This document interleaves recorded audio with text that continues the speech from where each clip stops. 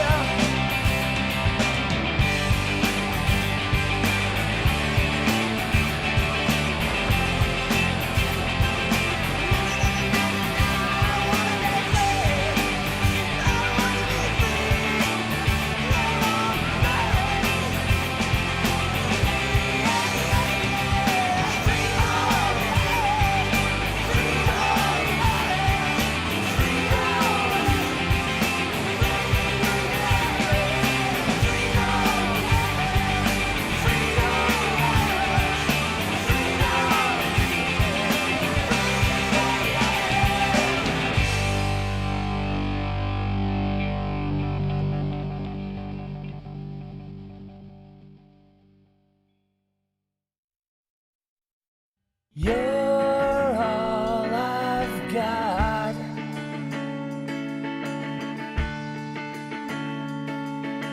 You're all I want.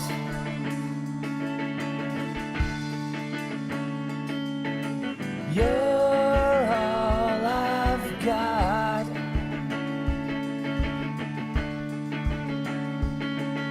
You're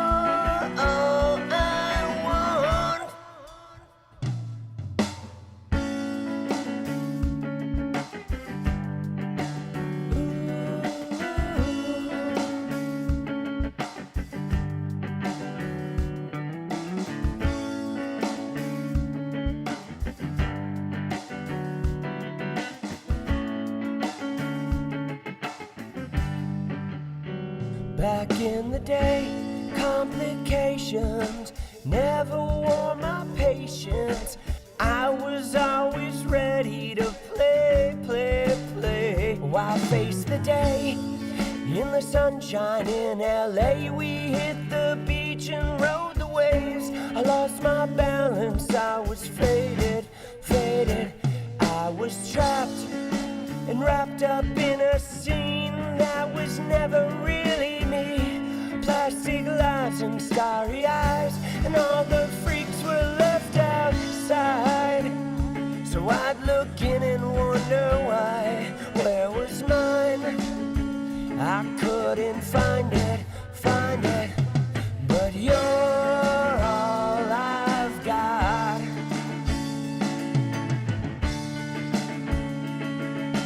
You're all I want.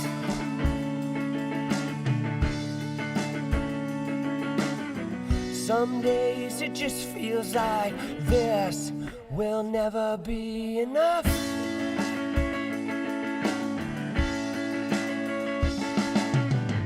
Most days it just feels like a struggle to catch up.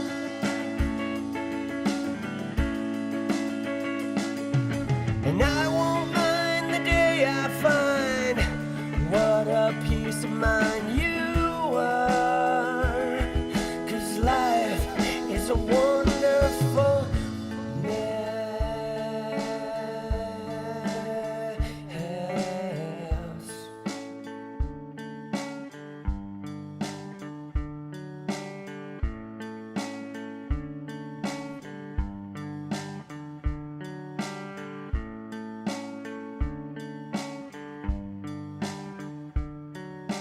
Time to walk away, trade my sunshine in for rain. Same old ways in a different place, but something's changing.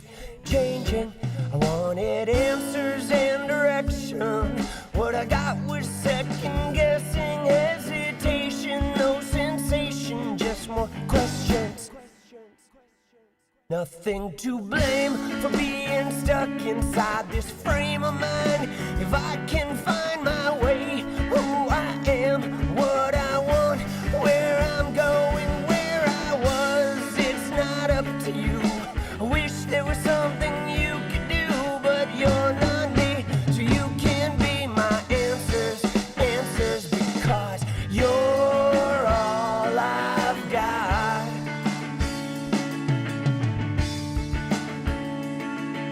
And you're all I want.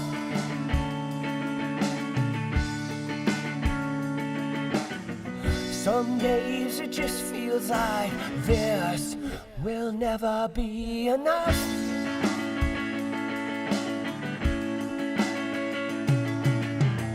Most days it just feels like I struggle to catch up.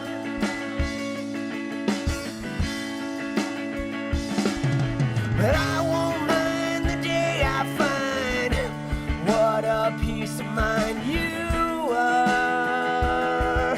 'Cause life is a wonderful mess. You're all I've got. You're all I want. You're all I've got. You're all I want.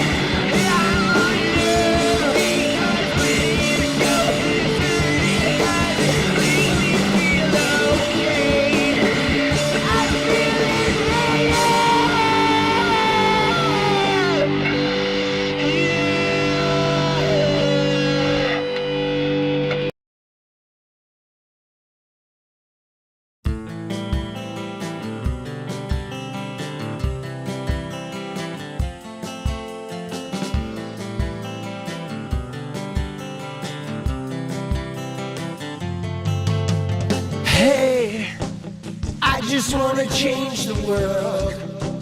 I just want the perfect girl. I don't wanna hang around, I'd rather be found. It gets better, I wonder, my pleasure together. Everyone's waiting, anticipating. Dude, how we doing? Wednesday night. Holy shit, we had a crazy fucking day, boss.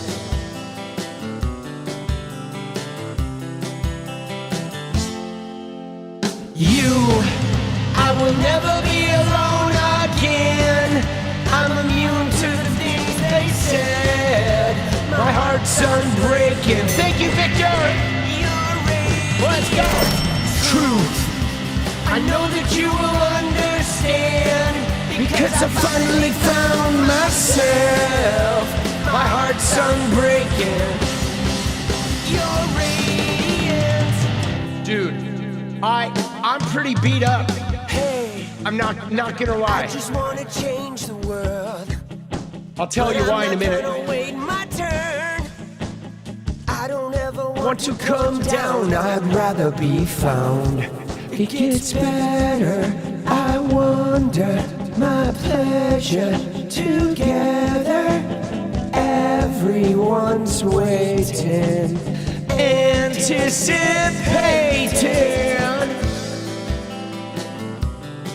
Mariners did win, although that pitcher gave up another 2-run home run. Oh! I will never be alone again. I'm immune to the things they said. My heart's unbreaking. You're radiant truth. I know that you will understand, because I finally found myself. My heart's unbreaking. You're radiant. You're radiant. Come on! My world. Woo!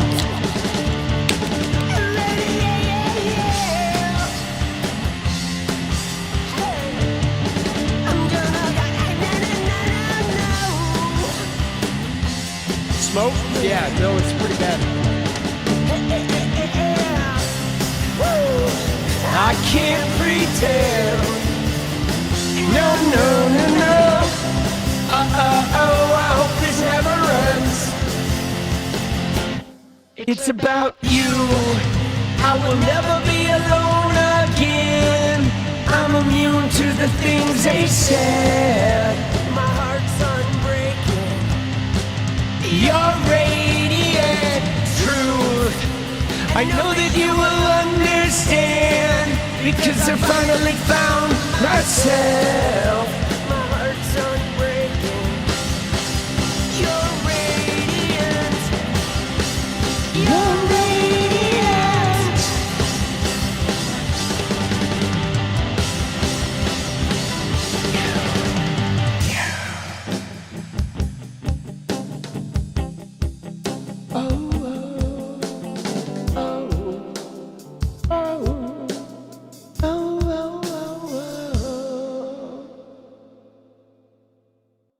All right. So, yeah, so let me just tell you a little bit with like my current bodily dysfunction. So yesterday I got a second dose of the shingles vaccine, and it fucking kicked the shit out of me. Like during the stream, my arm was like really sore, but then at night when I was like trying to edit, it was just, I just felt this like yuck. I don't know how to describe it, but I think it was just, my body processing. There's like supposedly a significant portion of the virus in that second shot. So it was not pleasant, needless to say. And I went to bed, woke up like feeling pretty good, still a little bit ragged. But then what ended up happening was we had like a surprise gardening thing we had to do. So we have a huge apple tree in the backyard. It's big. It's like, 40 feet tall or something. It's a pretty sizable apple tree. And one of the major branches, like a branch that's like this big, snapped off because the yield this year is like really, really intense. Like there's a lot of apples on the tree this year. And there have not been a lot of apples on the tree. It alternates, apple trees do, but it's been pretty small, even in the on years. And so it snapped and it like landed on our shed and was basically partially in our neighbor's yard. So we don't have a chainsaw. We use what is it called? It's like a thing you use, a jigsaw, not a jigsaw, a sawzall. We use a sawzall. So we had to go back there like in the smoky air, and we had to, get all that shit.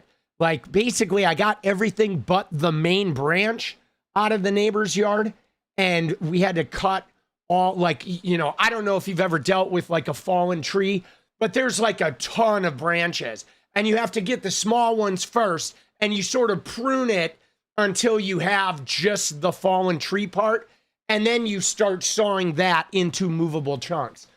So we started what's probably going to be a week-long project, and it was like not super pleasant to do that after you've had your ass kicked with the shingles vaccine. It's pretty fucking brutal, you know. But nonetheless, here we are, you know, right? We fucking, you know, we like pulled it off, right? We got what we needed to get done. And, you know, that felt pretty good.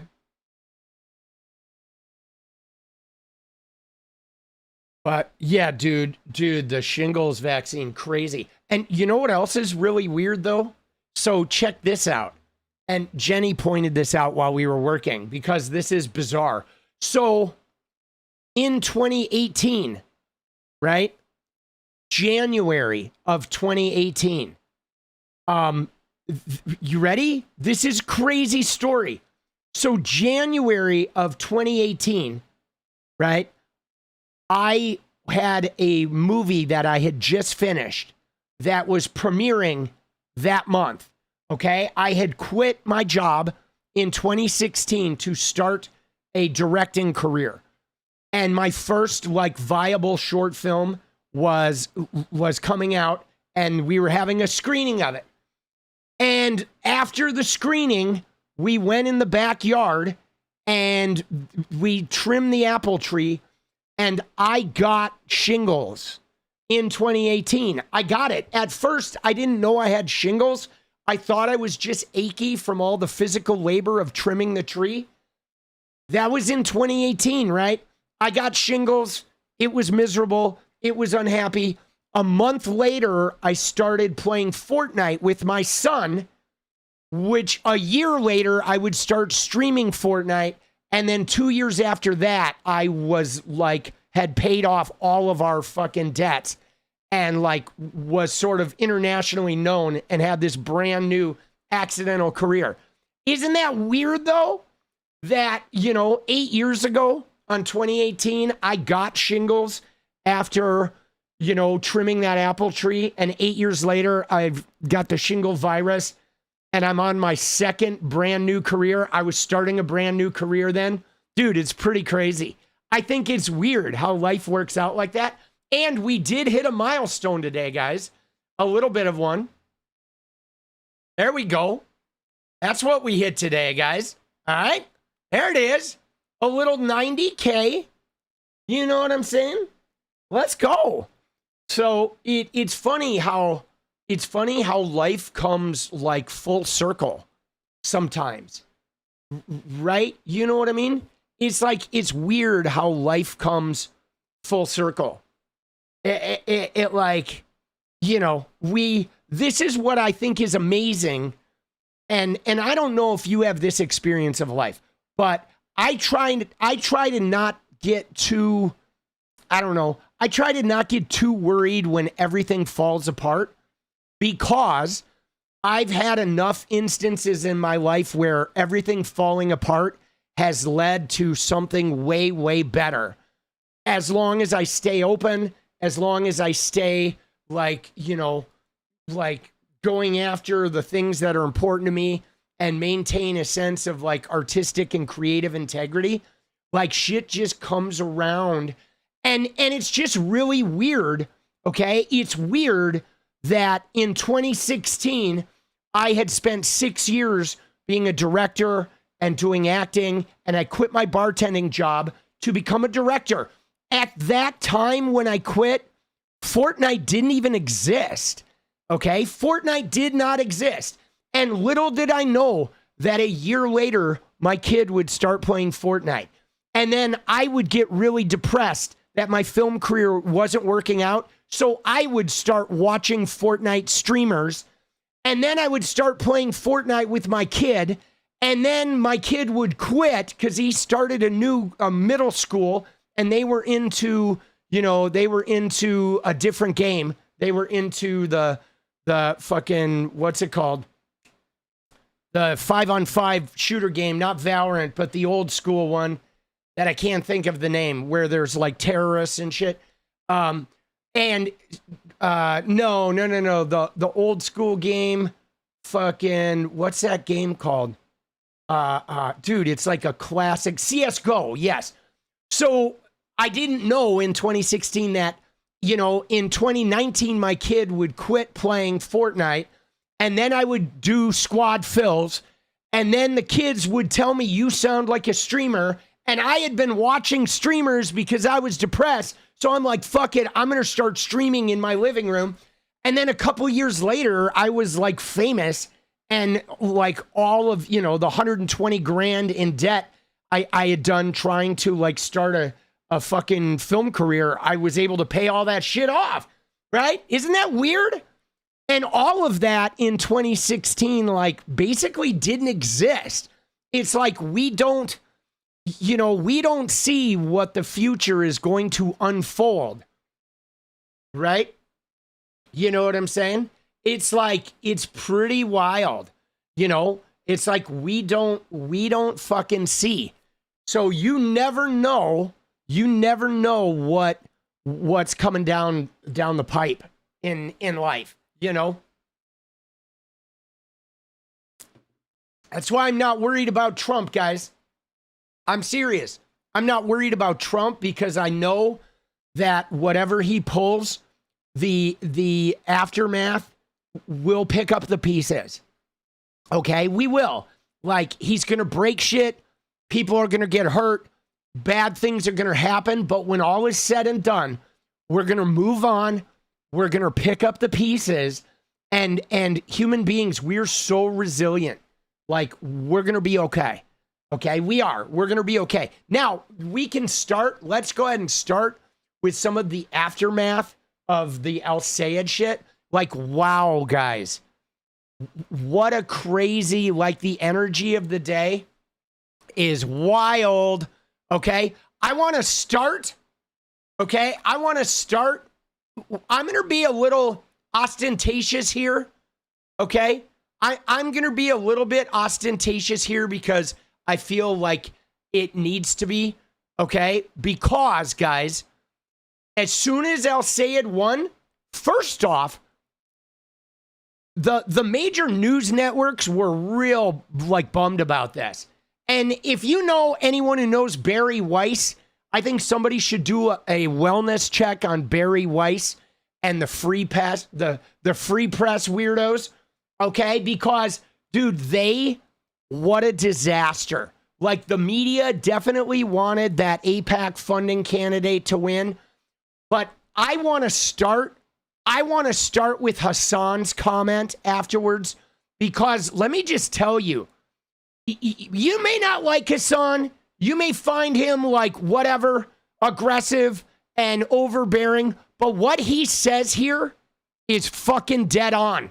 Because right after everybody finally started to accept that El-Sayed had won, Hasan, everyone started saying El-Sayed needs to like move to the middle.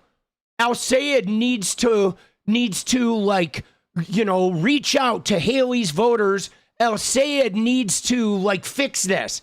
And it's like, yo, no, he doesn't. I mean, El-Sayed's got a platform. Okay, he's running on a platform of helping people and centering government around what the people need and not taking a bunch of money from corporations and not bowing down to these bullshit artists. But look at what Hasan said, dude. This nails it, okay? It was so good. All right, you ready? Watch this. A lot of people, they don't like this, guys, but I agree with him, okay? I agree with him right here. I do. You ready? Watch this. Like, everyone being like, Abdul has a fuck ton of work to do mending bridges. Here's the fucking take nuke for you, okay? You are all unbelievably Islamophobic pieces of shit, okay? You literally called the dude a fucking terrorist for months on end and, like, called him a sexist, misogynist, terrorist, bad candidate, fake doctor when he has, like, 2 fucking degrees. And now you're gonna sit there and be like, well, you know, you really got to come to me now. Like, what are you talking about? Do you want to fucking win or not? Lock the fuck in, okay? Lock the fuck in. And I do worry that there are some out there who, in an effort to make sure that this narrative that a progressive can win in a state like Michigan doesn't take root, will literally either subtly or, not so secretively endorse Mike Rogers or stay out of the race while, trying to push the excitement in the opposite direction. Dude, everything he said there was not wrong, guys. Okay? Because they really are Islamophobic pieces of shit. Okay? You look at you ready? That really is what it is, guys. It's the shit they did to Mamdani with 9/11, the Twin Towers. Oh, they elected a Muslim. Oh, right? And this is not just the Republicans. It's the Democrats, too. It's like 𝗙𝗏𝗏, okay? It is 𝗙𝗏𝗏, the Democrat from Michigan who said Rep. Hillary 𝗙𝗏𝗏 refuses to back Abdul El-Sayed if he wins. Dem U.S. Senate primary blames distinctly anti-American sentiment. And it's like, yo, distinctly anti-American sentiment? Like, come on. That is like code word for Muslim, okay? That is like thug or, right? It's the same bullshit. Anti-American. Now, they've dredged up a couple things of Hasan on the live stream. Okay, they have. They've dredged up these things of Hasan. Like Hasan said something about 9/11. Guys, that was in 2019. Okay, he was a young renegade streamer on Twitch. Right, live streamers, we say shit. We go on rants. We just fucking go off on these crazy rants and we say shit. But the meat of what he said about the U.S. receiving some blowback for their foreign policy methodology was not something that a lot of other people haven't said. Okay, now they're digging up another clip of Hasan from also 2019 or early 2020 where he's talking about capitalists and they're trying to make this whole thing. But really, the anti-American sentiment, guys, this is Muslim is what they're talking about, okay? They're talking about Muslims, all right? They're talking about Muslims. Now, it does look like the coalition is forming. It really does. I'm going to say, as of now, it looks like the coalition is forming. We had, Mallory McMorrow, she endorsed right away. Haley Stevens endorsed and said she is going to work with El-Sayed. Gretchen Whitmer, okay, Whitmer endorsed, and let me find her video. Dude, she dropped an endorsement video too, right here. Congratulations to Jocelyn Benson, Abdul El-Sayed, and every Democrat who won up and down the ballot. They've got my support as we fight like hell together to win in November. The MAGA Republican agenda has led to higher prices and inflation here in Michigan and all across the country. We know John James, Mike Rogers, and Republicans on the ticket will be a rubber stamp for the Trump agenda, including their failed tariff policies that have jacked up the price of gas and groceries for Michigan families. On the other hand, Democrats in Michigan are fighting to lower costs, build more affordable housing, make healthcare affordable and accessible, and so much more.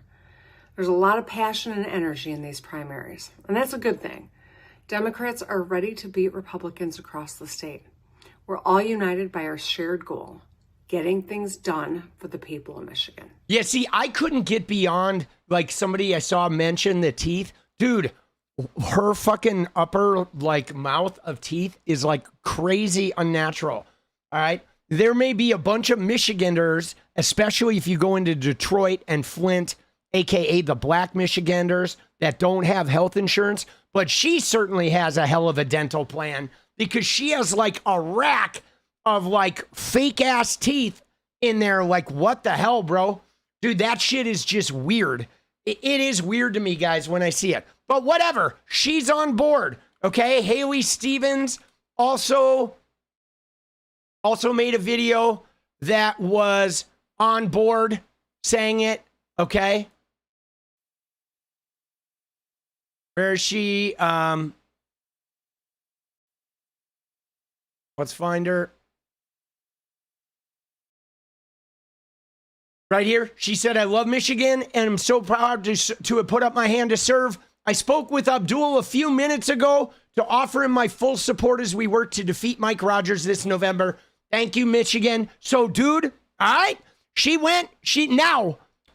said she supports will she be active? Okay, that's what is really gonna be telling would be, yeah, no, I know Gretchen's dad was like the CEO of Blue Cross Blue Shield. Jesus. But what's going to be interesting, guys, is if Haley will go out and campaign for Abdul to her voters. Is she going to go out and do it? Okay? Hey, Michiganders. Oh, I'm just a Michigander. Hey, Michiganders. Haley Stevens here. Oh, we're going to stick it to them. Yes, we are.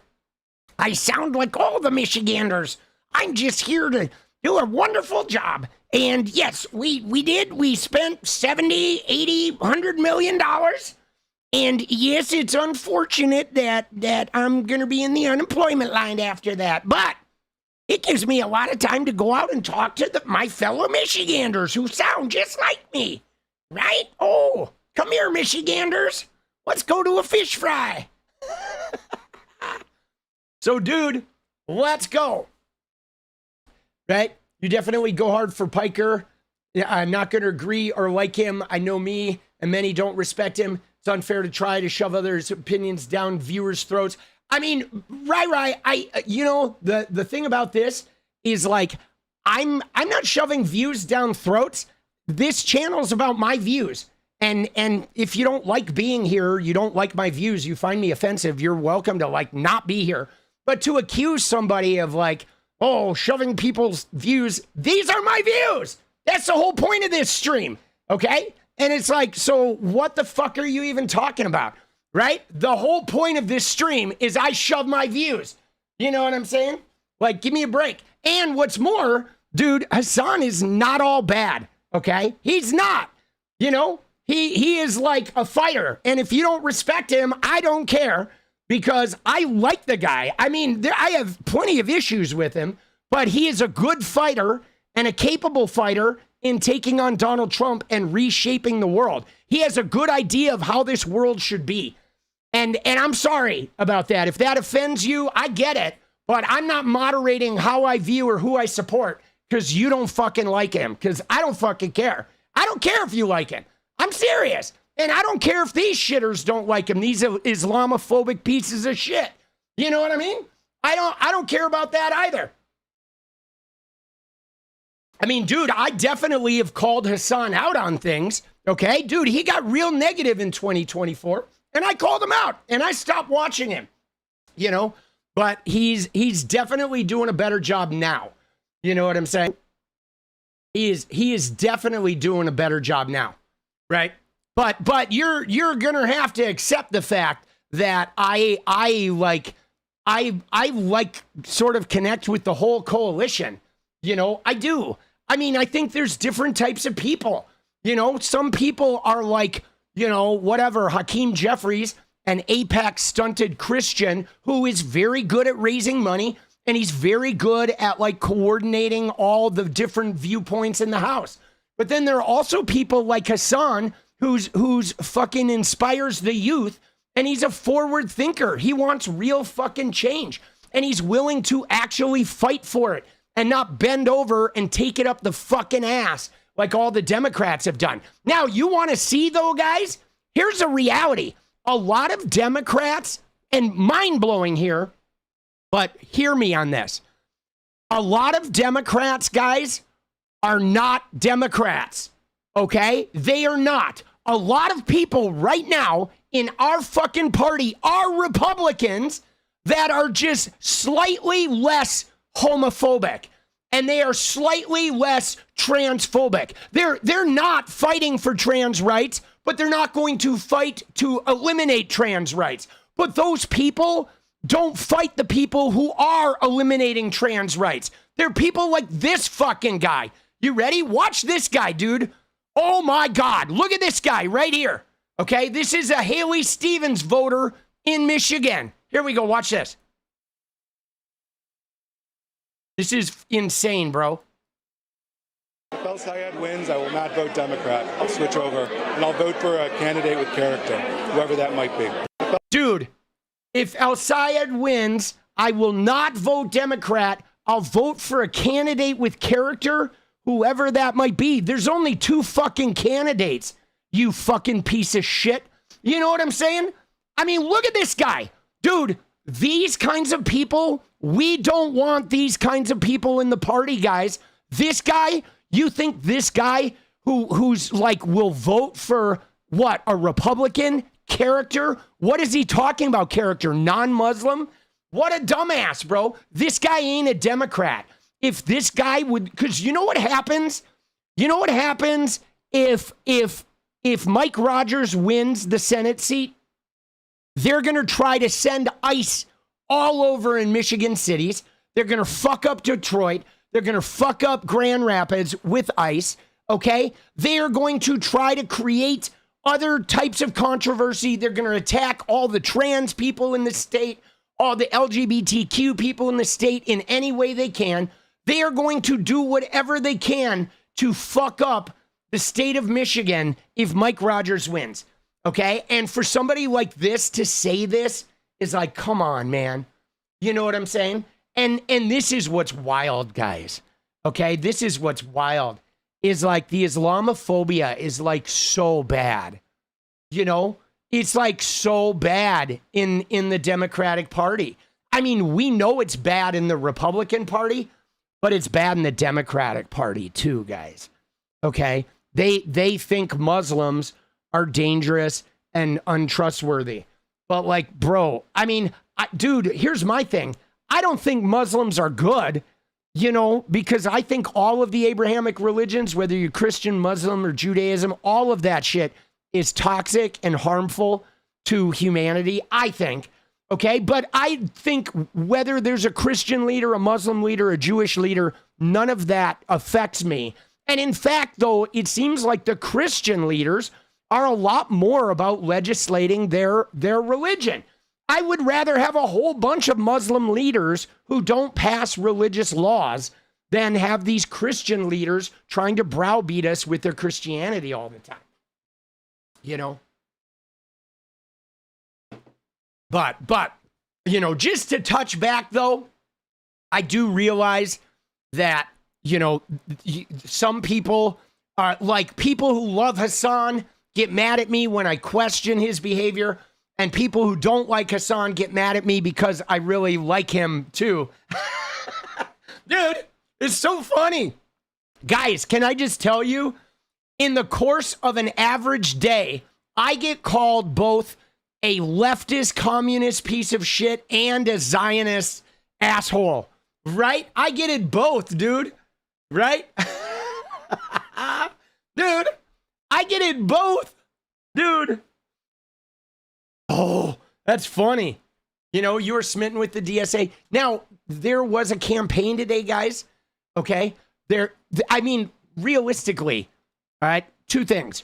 One is the Muslims that are coming here, right? You know what I'm saying? The Muslims that are coming here because they don't want to live under Sharia law, guys. Muslim immigrants that come to America don't want Sharia law. That's why they come to fucking America, or why they go to Europe and shit, guys. They don't want to live under that shit. The same way that if Donald Trump and the Heritage Foundation took over America, you'd have a bunch of Christians moving to other countries, not because they were trying to convert them to Christianity, but because they don't want to live with a Bible shoved up their fucking ass and a genital check every time they go to the bathroom. Okay? You know? I mean, I don't think they really want the Sharia law. Okay? And so, but this is crazy. This is crazy talk here that this guy, I'm going to vote for the guy with character. Now, granted, it's CBS. CBS is really amplifying this, okay? But for me, this shit is like, they were never Democrats in the first place, all right? If you will vote for a Trump Republican, you were never a Democrat in the first place, guys.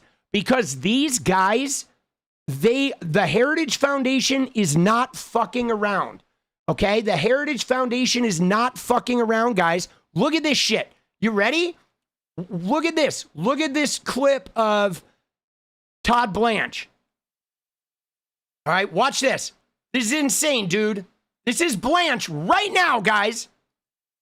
To know this is a big part of our job. A big part of my job as the acting attorney general and Attorney General Bondi before me was bringing back regularity to the Department of Justice and the government when it comes to protecting religious liberty.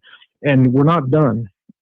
We have a lot of work to do with some of the policies around pro-life and some of the pro-abortion work that the Biden administration and the Justice Department allowed to happen.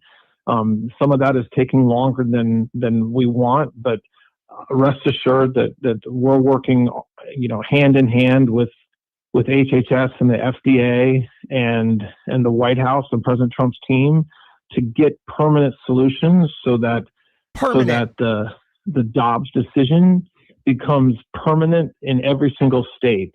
So that means that if states are allowing national abortion ban, okay, Dobbs in every state. Keep states going. Have said we are going to protect the unborn and we're going to protect every life from the moment of conception.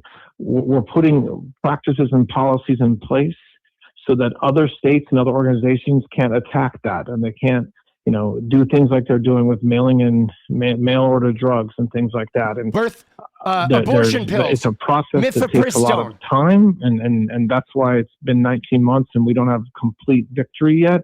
But we will have victory, and victory will be soon, and it will be permanent. And that's an important thing to everybody to remember. But dude, look at this shit. Because this is what the Republicans want to do.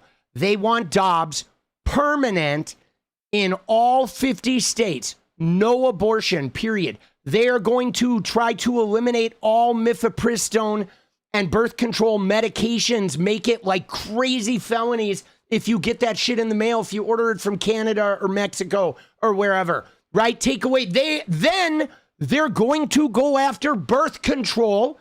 They have already said this, that birth control is on their docket. Gay marriage is on their docket. Interracial marriage is on their docket. The Heritage Foundation wants to get rid of all women's sports because heavy activity makes women infertile, okay? And the other thing they want to do is they want to repeal the 19th and make it so women can't vote. All of that is on their fucking docket, including like criminalizing transgender existence. Okay? These people are not fucking around. They are lying when they act like, oh, we're not going to do this. The same way that all of those Supreme Court justices fucking showed up, okay? And said, oh yeah, Roe is a settled law. And then they all overturned it.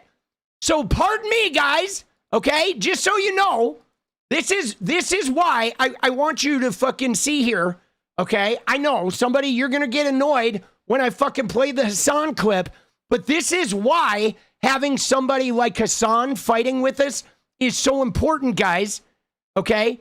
Because these guys are not fucking around, okay? If we play nice, if we elect middle-of-the-road Democrats, if we elect people like fucking Jared Moskowitz and, you know what I'm saying? And fucking, Susan Collins and Skolton and Marie 𝗙𝗎𝗄𝗆 and all of these fucking shitters, John Fetterman's, and all of these milquetoast, middle-of-the-road motherfuckers that are afraid to stand up and afraid to fight back and afraid to stand for something, we're going to get destroyed. Civil rights, human rights here in America will get fucking eradicated, And this is serious fucking shit, bro. This is serious shit. So I mean, already today, look at this. Look at this. Elon Musk's America PAC already, as soon as Al-Sayed won, they said Democratic Socialists of America's leaders say they will require candidates who they endorse to support abolishing the presidency, Senate, and the Supreme Court. So what they did was they took a highly edited clip Okay. And now look who it's coming from. It's coming from Canary Mission, guys. But watch this clip. Watch how edited this clip is with Emma Vigeland and this girl from the DSA. This is actually something that we committed to at convention, having our endorsed candidates supporting the program. It's a requirement now. And so that'll be incorporated into our endorsement process. It sounds so radical, like abolish the Senate, abolish the Supreme Court, like et cetera, but it's not. Like those are the things that need to happen. So whenever people are like, oh my God, they want to get rid of the president, I was like, well, I don't know what we would call it in the future. We could call it the head honcho of whatever, like it's like we might not have a president. Yeah, but you see how they took like clipped to shit, bro. Like, you know what I'm saying? Like, dude, they clipped that thing with like soundbite. That is the fakest shit ever. Okay? That is so fake, guys. But they're trying to, if you vote for these guys, if you vote for these Muslims, guys, if you vote for these democratic socialists that want healthcare and education, they're going to remove the Senate. Oh my God. Now, first off, I personally think the Senate is a serious stumbling block. I mean, when you think about it, what does Donald Trump call for every day? Okay. He calls for the removal of the filibuster, which essentially is eliminating the Senate.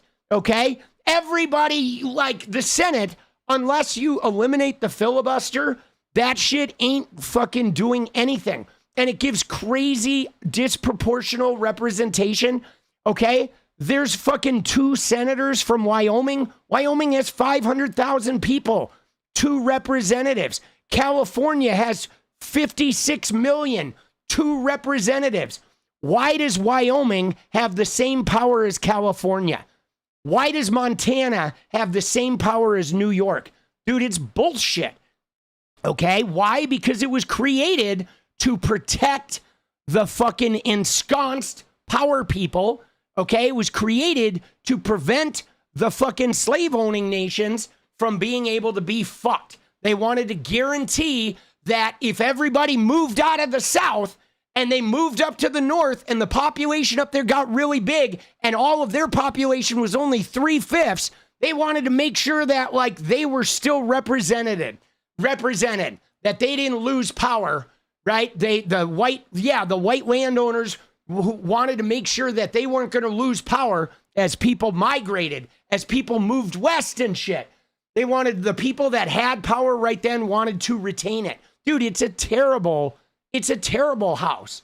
It is. And guys, when you look at it now, the Senate is nothing but gridlock, bro. Nothing but gridlock. They use reconciliation for most of the money shit because otherwise they were shutting the government down every single time. They could never even agree on a budget. So they had to start using reconciliation. Nothing gets through there except like the naming of a post office or, right? Or polishing Charlie fucking Kirk's knob. Ever since Obama, ever since a black man ended up in the White House, the Senate has been used as a complete rat fucking body. It started with Obama. It started with Mitch McConnell using it to steamroll judicial appointments, to steal Supreme Court seats, to derail legislation, to fucking shut down progress, period. Okay? So yeah, I mean, getting rid of the Senate, if people really thought about it, it's not a bad idea. Dude. So yeah, but they are at work. Today, Elon Musk's America PAC was doing this. And then DSA Watch, this fake site that says they're a Democrat, they were doing this. And I fucking went in. Dude, look at the shit though, guys. Look at how the ratios are happening. Okay? This DSA Watch, this is like, I think this account is now getting botted. I don't know who's behind this, but I don't think it's a Democrat. But right there, if you comment to their shit, you get sort of instantly botted. It's kind of got that Spencer Pratt shit. Now, all right, you ready, guys?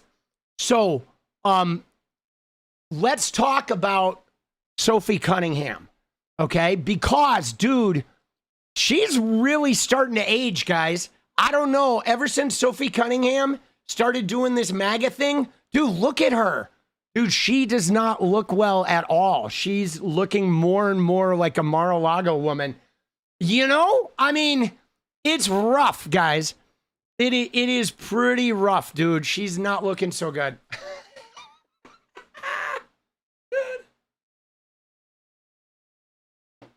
Oh.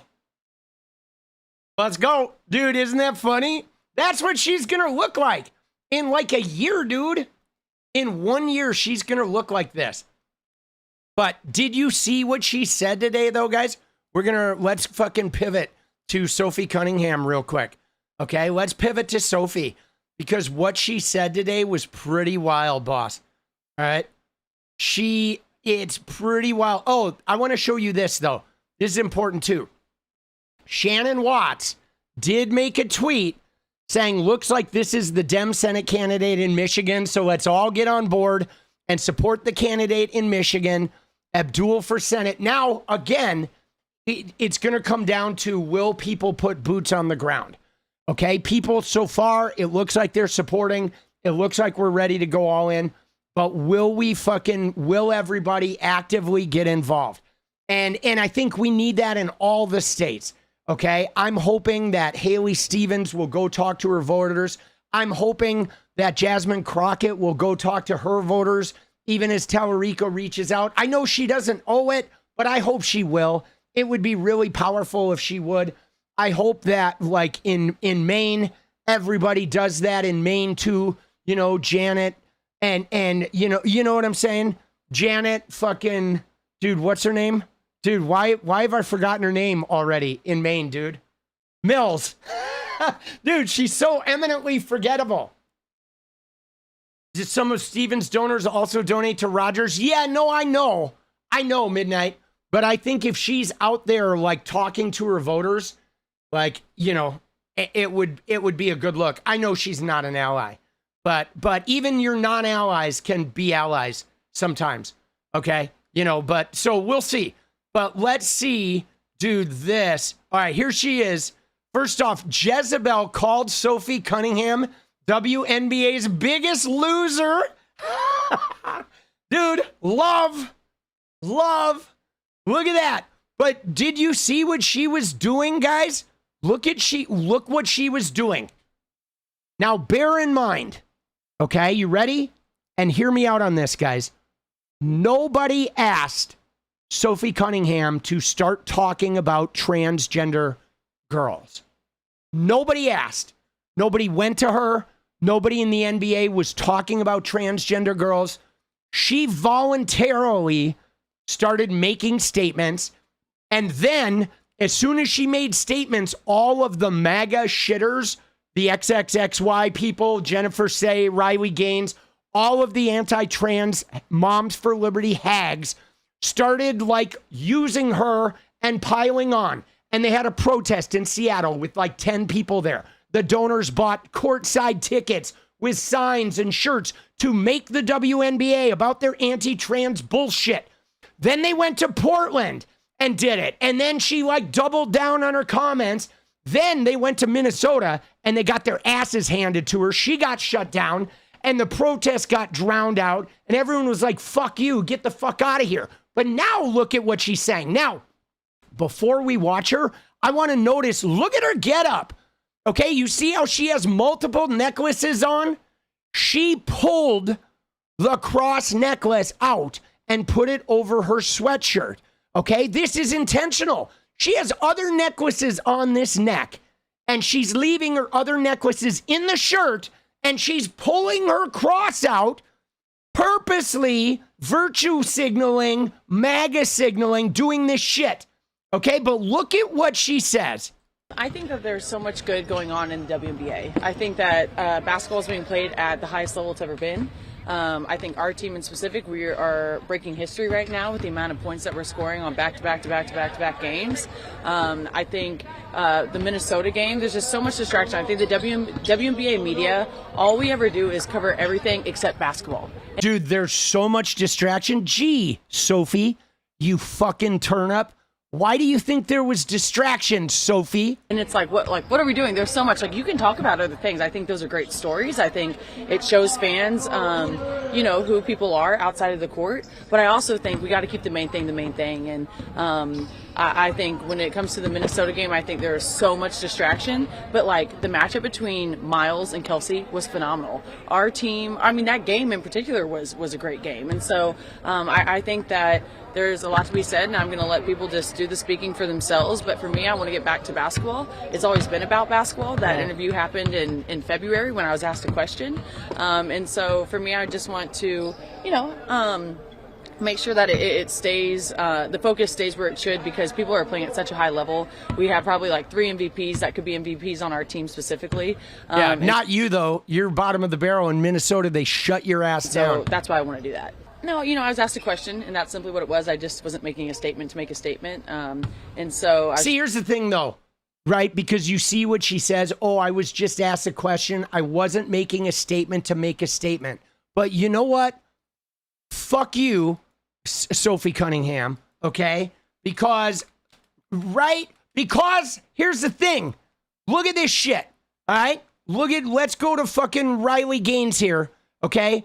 Because she says, oh, I wasn't making a statement, right? I wasn't making a statement. She says, hold on. Oh, I guess it's Jennifer Say who posted it.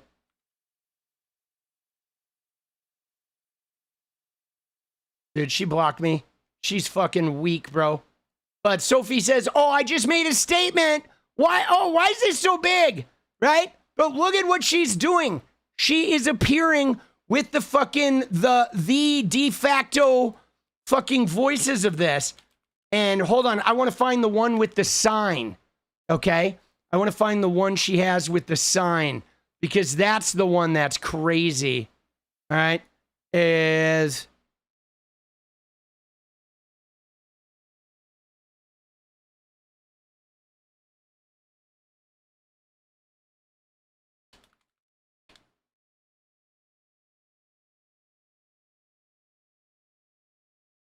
this one, right? There we go. Yeah. Oh, you weren't making a statement? Yes, you were. She did this in Minneapolis, and she's talking about how Minneapolis was a distraction. Oh, they're getting away. Oh, I made a statement back in February. Bullshit. You appeared holding a fucking anti-trans sign, okay? Even though it's not being openly anti-trans because they're cowards and they're degenerate liars. But you held the sign with 2 of the biggest anti-trans activists in America, and you appeared and mugged for photos with them, and you are the golden goose that they are using to try and groom and indoctrinate young girls. Okay? Fuck you, Sophie. Like, give me a fucking break. You know what I'm saying? Give me a fucking break with this shit, boss. Like, this shit is so toxic. Trying to clear the air, and I did that. And back in February, we could be MVPs on our team specifically, and so that's why I want to do that. No, you know, I was asked a question, and that's simply what it was. I just wasn't making a statement to make a statement, and so I was trying to clear the air, and I did that. And back in February, and so it is what it is. And like I said, we're in the middle of season. I'm going to keep it that. We talk about a bunch of distraction. Our team is good. My teammates are good. Our locker room is great, and so now we're just here about to prepare for Las Vegas, and that's where. Dude, annoying. Yo, Sophie, what's up? Political punk here. Yeah, I just want to ask you one question. And why is it that, like, all of the anti-trans activists, like, you guys all kind of look like men? What is that about? I mean, I don't know if it's transphobic of me to say that, but I can't help but noticing that all of the deeply anti-trans activists are, like, real mannish looking. And I'm wondering, is there a thing going on where you see the femininity of trans women and that, like, feels like a threat to you? Because, I mean, I'm looking at the photo. Jennifer Say looks like fucking Greg Abbott, dude. Like he got out of the wheelchair. Like, goddamn, bro, or Clint Howard or some shit. That is like the ugliest fucking woman I've ever laid eyes on, you know? And it's like, goddamn, maybe you guys should just like focus on your own shit. Not making a statement, huh? With the sign and the activists and everybody's posting the videos, you're doubling down. Fuck you. Bye-bye. Not fucking buying it, bro. Dude, it is so crazy. It is. You know, it is. But all right. Fuck you, Sophie. All right, let's see Abdul El-Sayed with, I have not looked at this clip. The one here with Abdul. All right. I know he's out there. Dude, doesn't she look like Hot Wheels? Bro, Jennifer Say?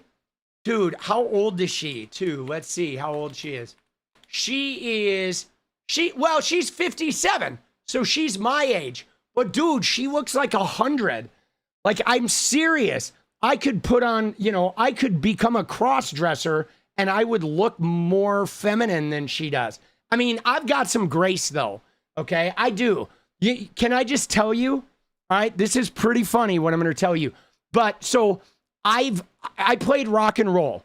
So just by association, a lot of times in rock and roll, you're close to models. Okay, the modeling women and the rock and roll people often run in the same circles in major cities. There is some crossover there. And in fact, a lot of models do a little bit of rock and roll. And so, but a lot of the models I used to know used to tell me that they were jealous of my legs because I have these really tiny little fucking bird legs. So a lot of women have always been like, God, I wish I had your legs. I know that's probably not something to brag about for a man, but a lot of women always thought I had good women legs. Okay. So I think, you know, if I think I would be a good woman or certainly a good like drag person if I were into that sort of thing. I'm not, you know, I mean, I used to wear dresses on stage and shit like that. And I have no problem with, like, I love wearing makeup and like my bands used to wear eyeliner and I always did, you know, really cool nail polish and shit. So I've always, you know, worn women's clothing and stuff, not because I was trying to wear women's clothing, but simply because women's clothing is far more interesting by design. And so, you know, in rock and roll, we would definitely like, you know, we would definitely play in that world of more, you know, women wearing men's wearing women, and nobody ever thought anything of it. It didn't really affect your fucking manhood in any way. But I definitely played in a dress many, many times. A lot of us did to sort of like break through that barrier of like the anti-gay shit that was going on. But, you gotta like throw it out there. You're a lumberjack? All right, let's go. All right, let's see this clip, shall we? Can you clarify for us what your position is on funding for Israel if you do become a U.S. Senator? Are you opposed to all funding for Israel, period, military funding? I'm opposed to unconditional military aid for any country. That is Israel, yes, but that's also Egypt, where my family immigrated from. That's Pakistan, that's Saudi Arabia, that's UAE. And that's not because of a focus on what's happening anywhere except for a focus on what's happening here. We've got communities in my state where the median income is $14,000, and I believe they have a right to their tax dollars. I also believe in international law and upholding international law, and there are Leahy laws against dealing arms to countries who are engaged in human rights abuses, and I don't want to fund a foreign military that does genocide, apartheid, or has taken us to a war we don't need to fight. See, this is really interesting. I'm so glad he talked about that, about selling weapons to countries with human rights abuses, because a lot of the countries on the Saudi peninsula are like crazy human rights abusers. Qatar, UAE, Saudi Arabia. Dude, we sell them so much weaponry. We sell so much weaponry. Saudi Arabia paid for the planes to fly into the World Trade Centers And then we sell them fucking like fighter jets and shit. What the fuck is that, bro? Saudi Arabia should not get one goddamn dime from us. None of those fucking, you know, Arabian Peninsula countries that engage in slavery and shit like that, abuse women. None of those countries. You know what I'm saying? Dude, Trump, it just fucking spews money at them. And they gave Jared Kushner $2 billion. And nobody even said anything. What fucking alternate reality are we living in, guys? When Jared Kushner is like getting $2 billion from Saudis. Like, come on, man. I believe in equal rights to peace, dignity, and self-determination for Jewish Israelis and Palestinians alike. I believe our responsibility, though, more than anything else, is to use our tax money here in Michigan to provide healthcare in Michigan, and schools in Michigan, and roads in Michigan, rather than to send it to a foreign government that might use it in the form of bombs and tanks to destroy infrastructure and schools and hospitals there. Some people might hear that and say, well, does he support, you know, funding defensive systems like the Iron Dome in Israel? Do you? I don't believe that there's really a difference between offensive or defensive weapons. And I also don't believe it's my responsibility to buy defensive weapons for a foreign government when our kids are defenseless against schools that have been underfunded for a very, very long time. I mean, dude, think about that. Like, we have school shootings at our schools. We have schools where kids are going hungry. We have a bunch of people with no health insurance. Why would we be buying defensive military equipment for some foreign fucking country? I mean, it would be different if it was our ally and they were being invaded, right? Somebody like storms into Italy and they're trying to invade Italy. And so us in Europe start sending some shit to help Italy like cast off the invaders. But like, why is it our job to protect Israel before we protect us? Like, why? What the fuck, bro? My responsibility as the next senator from Michigan is children in Michigan, rather than thinking about what's in the interest of a foreign government. Okay, so that's a yes, that you are against funding to things like the Iron Dome. I am against it in large part because I just don't understand why anybody thinks it's the right thing to do to send our tax dollars abroad to fund foreign militaries when our own kids barely get to go to schools that are functional. Dude, I mean, you just can't. Can you clarify for us what your position? You can't argue with that, guys. You know what I'm saying? Like, let's see some more clips here. All right. I want to see more. Dude, that was actually really good. You know? Dude, it was. That was a great answer. Your response to the president? I'm glad your response to the president. Okay, all right. So I guess Trump said he's full of shit. I'm glad he thinks I'm a lovely gentleman. A lot of people think so. Look, you know, this is the response that they have. You notice what he talked about. First, look at the background. It says no tax on tips. The man can't stay on focus. That's like the one thing that he did to offer any economic relief. But instead of that, he's more focused on me and what I'm going to do while we're living through an affordability crisis that is generational. People are paying. By the way, the no tax on tips is capped at $25,000 a year, guys.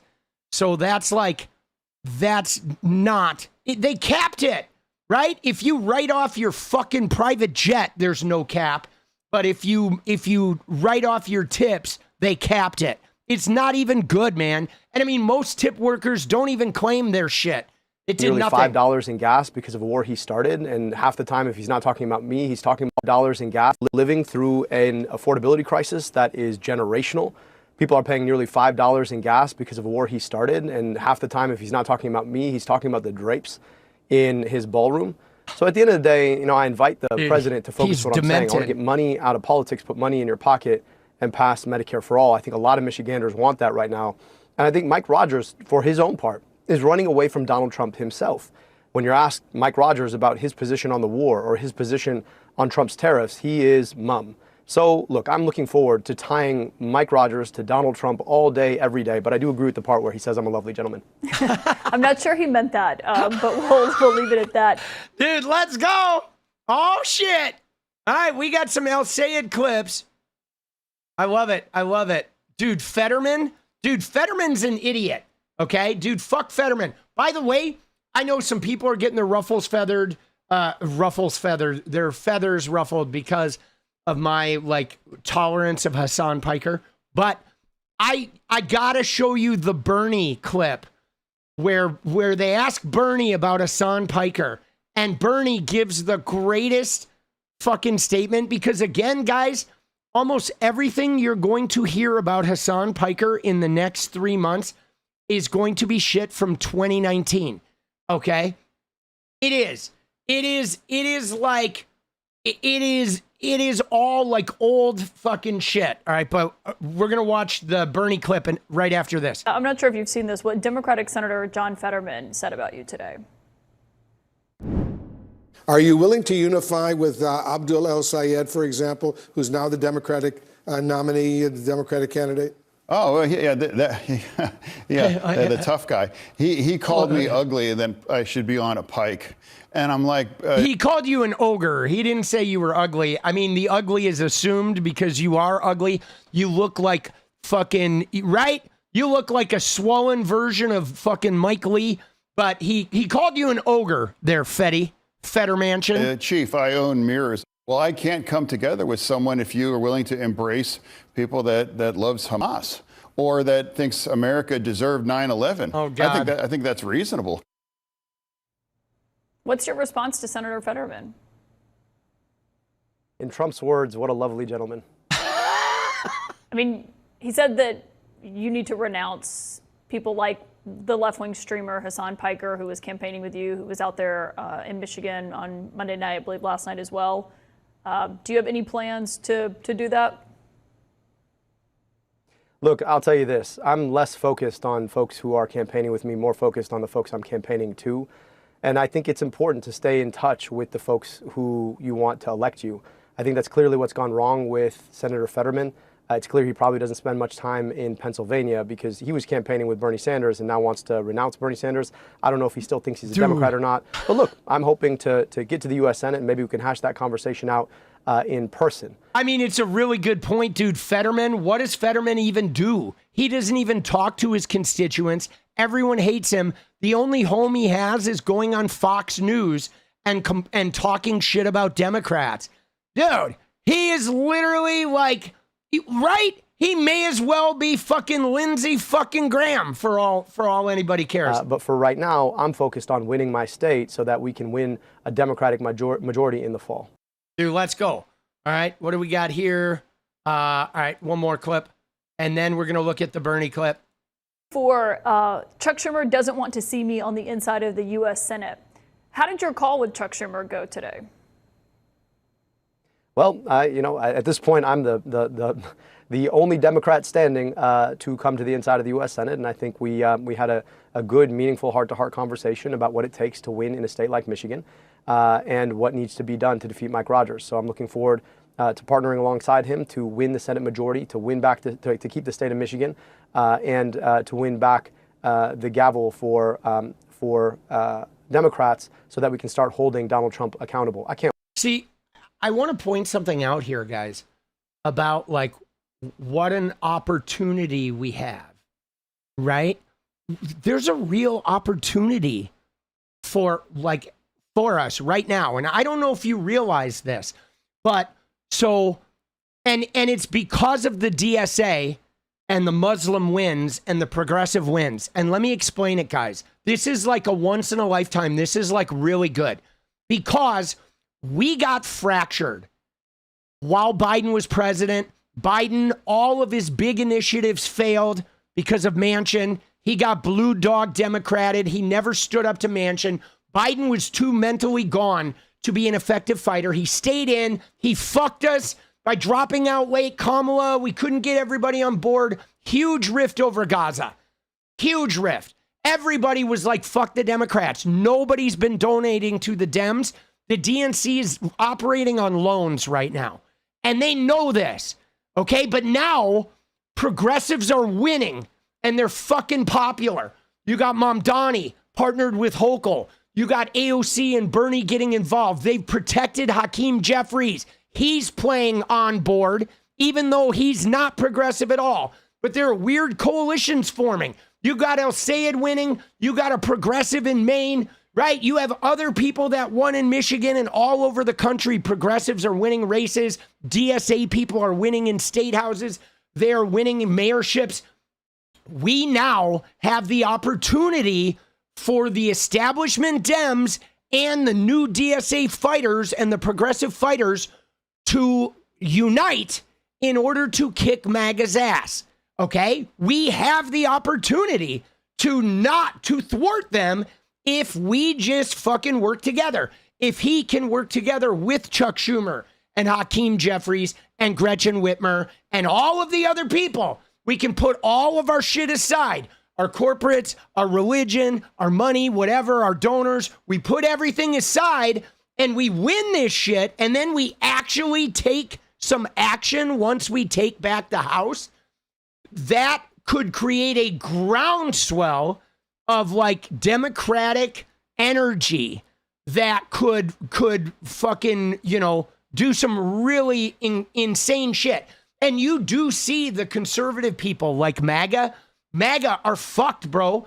They have no clear leader. They have no fucking ideology. They have no policies. They're secretly trying to like focus on abortion and fucking around on civil rights. They're still just talking about transgender people, right? They are rudderless and everybody's trying to pick apart the carcass. And if we come together and unite and say, okay, we're going to put all our fucking shit aside and we're going to steamroll these motherfuckers together, dude, it could really do, it could be like an explosion that fucking gets so much of the non-voting people excited to fucking vote, right? Like and I think I'm going to roll back to Chuck Schumer and Plattner. I'm going to roll back to this, guys. Okay, you ready? Let me go back to this. I feel like this right here. You ready? This is from June. Well, watch this.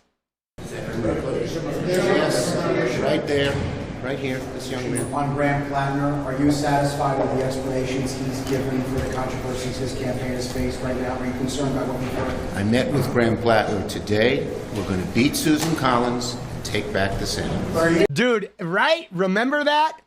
He answered every question. I met with Graham Plattner today. We're going to beat Susan Collins. We're going to take back the Senate. Okay? And like, dude, he and Graham Plattner don't like each other, but it doesn't matter. I've been on sports teams. I've been in bands. I have been on film sets. You don't have to like each other to fucking do great work together. In fact, a lot of times you go to these films that are amazing things, and a lot of the people on that set fucking hated each other. They just were willing to do what it took to make something great. And so I think the Dems are awake, okay? I think they're awake. And I think the El-Sayed win and the fact that he beat $70 million and the DNC is operating on loans, they're like, holy fucking shit. We have to partner up. We have no choice because they're really telling us they don't want us, okay? So their backs are against the wall. And so I think there's a big opportunity here, guys. I really do. And I'm going to try and encourage a general coming together, man.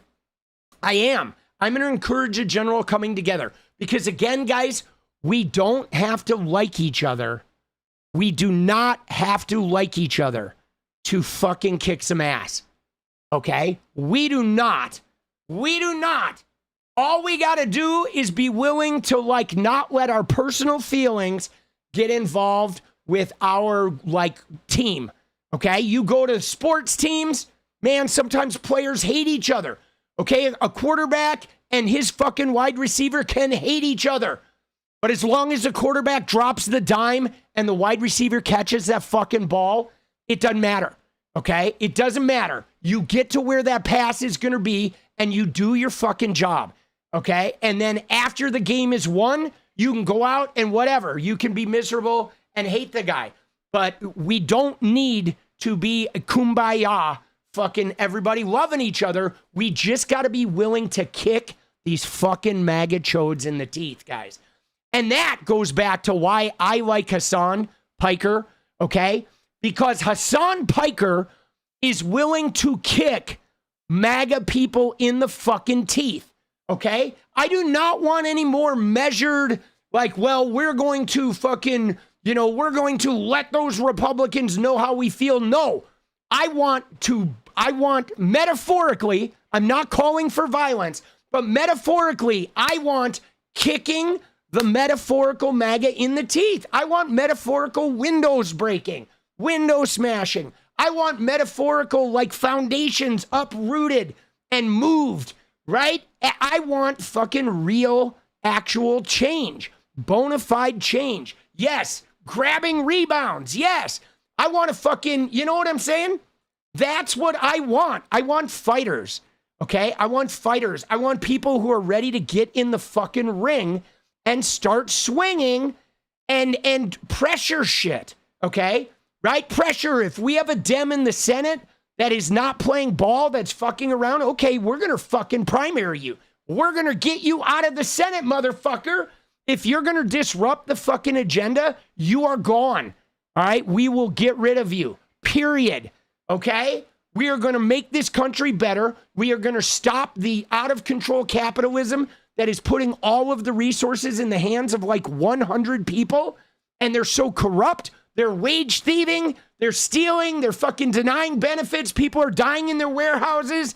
No fucking more. No more. You know? That's how I feel, man. No more. Okay? I'm just fucking done, bro. I mean, I've had these jobs sometimes where my boss was such a fucking piece of shit, and I would just go up to him and be like, fuck you, bro. Like, I'm done. No more. Don't fucking talk to any of these people like that anymore, you fucking piece of shit. Fuck you. Like, we don't need to put up with your bullshit, you know? And that's what we got to do, boss. And yeah, you know, the Islamophobia is crazy. It's crazy, dude. It is. The Islamophobia is outrageous in America. And it is in both parties. And I think we need to root out the Islamophobia in the left party. Okay? We need to root that shit out. Okay? That shit is no different than, like, when you see the way Muslims are treated, they are treated no different than the fucking black people. It's like that same type of visceral fucking, like, racial hatred. And I feel like it got exacerbated by 9/11. And it's something, guys, I'll be honest, it is also something that we were, like, programmed with, okay? My generation, because of Tehran and the U.S. Embassy during Carter and the hostages, we got programmed with that shit, guys. We did.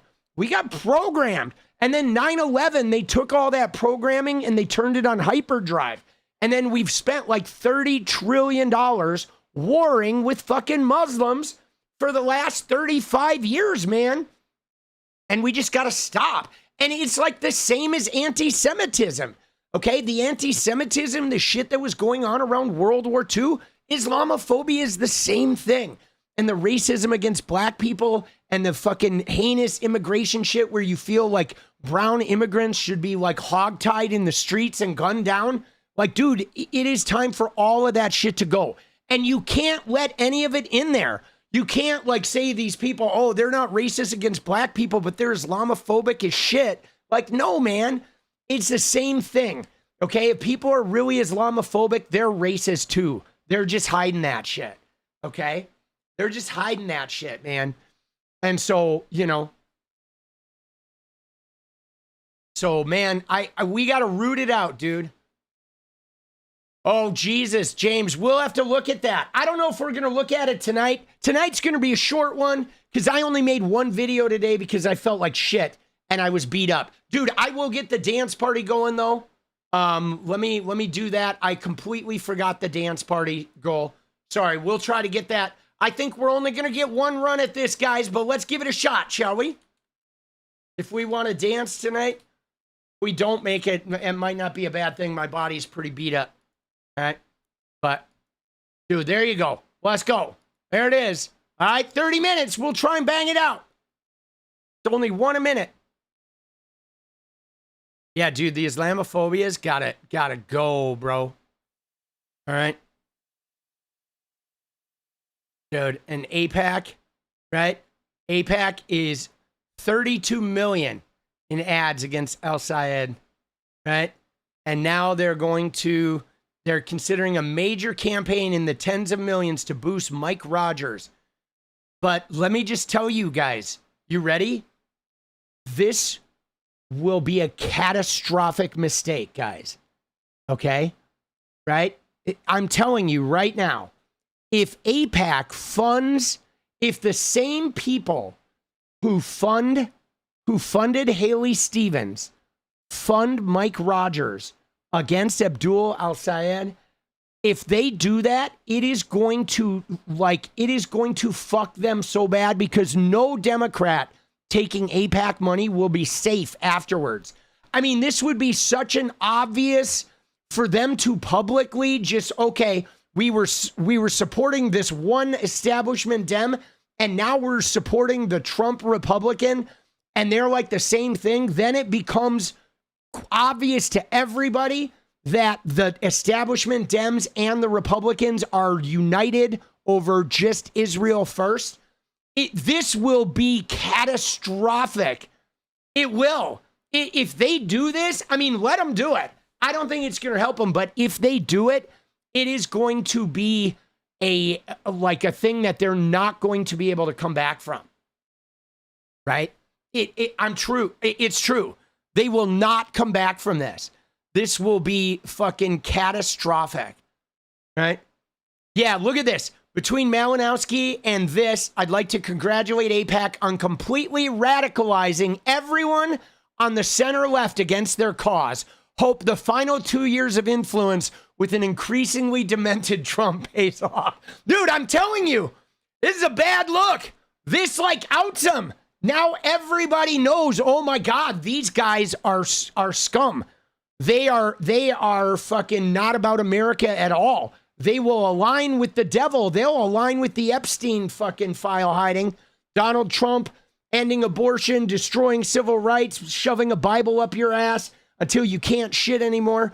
And they're going to do it gleefully because the only thing important to them is putting somebody who sends endless amounts of your tax dollars over to Israel so they can fucking war. Dude, it will, nobody is going to be a fan of them. Like, they are blowing it, guys. You know, I hate to say this, but I know that, like, Anna and Cenk can't stand AIPAC, right? So they're very different, but they're making the same move, okay? AIPAC is making the same move where everybody is hating them because of their behavior, and they are taking the exact steps that are going to make it worse and make everyone hate them more. And AIPAC is doing exactly what Anna and Cenk are doing now, which is like they're unmoored, they have no rudder, and so they're flailing. And they are just digging their own hole, like deeper and deeper and deeper and deeper. Now, I wonder if there's a future where the horseshoe completes.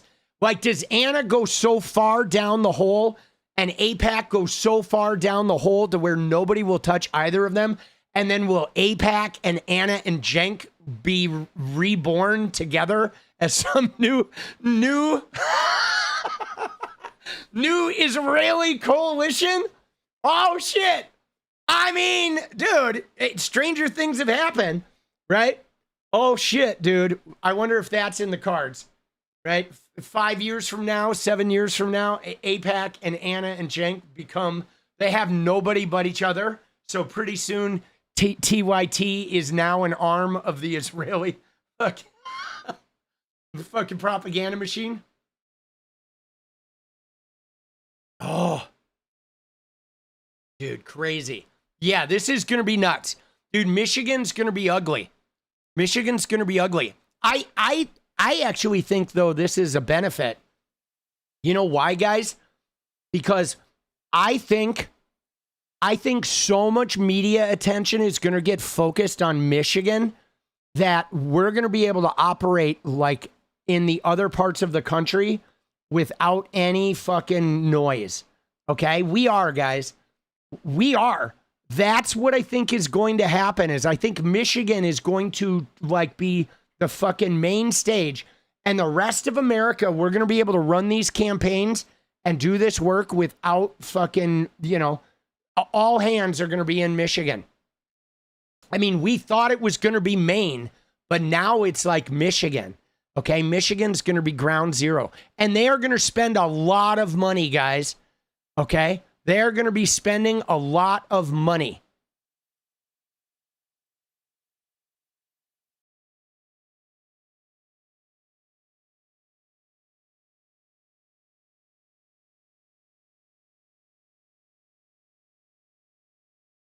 Dude, everyone's mad at 𝗍𝗎𝗍 voter. Did you see this? Like, this is crazy. Right? Everybody's mad at this person.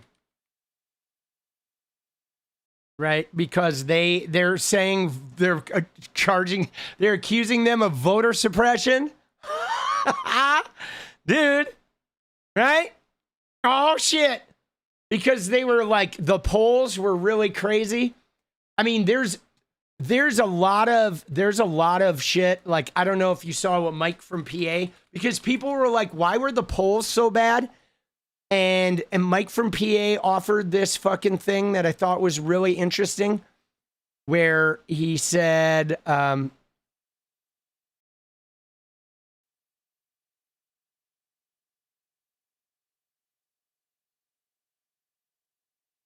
where was it?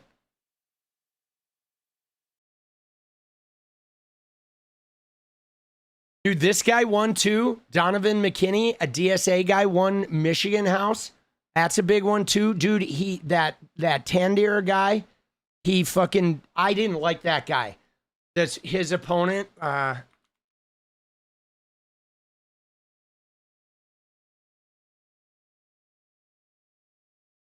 I don't know how to say his name, dude. I feel bad. 𝗙cie 𝗍𝗍𝗪, right?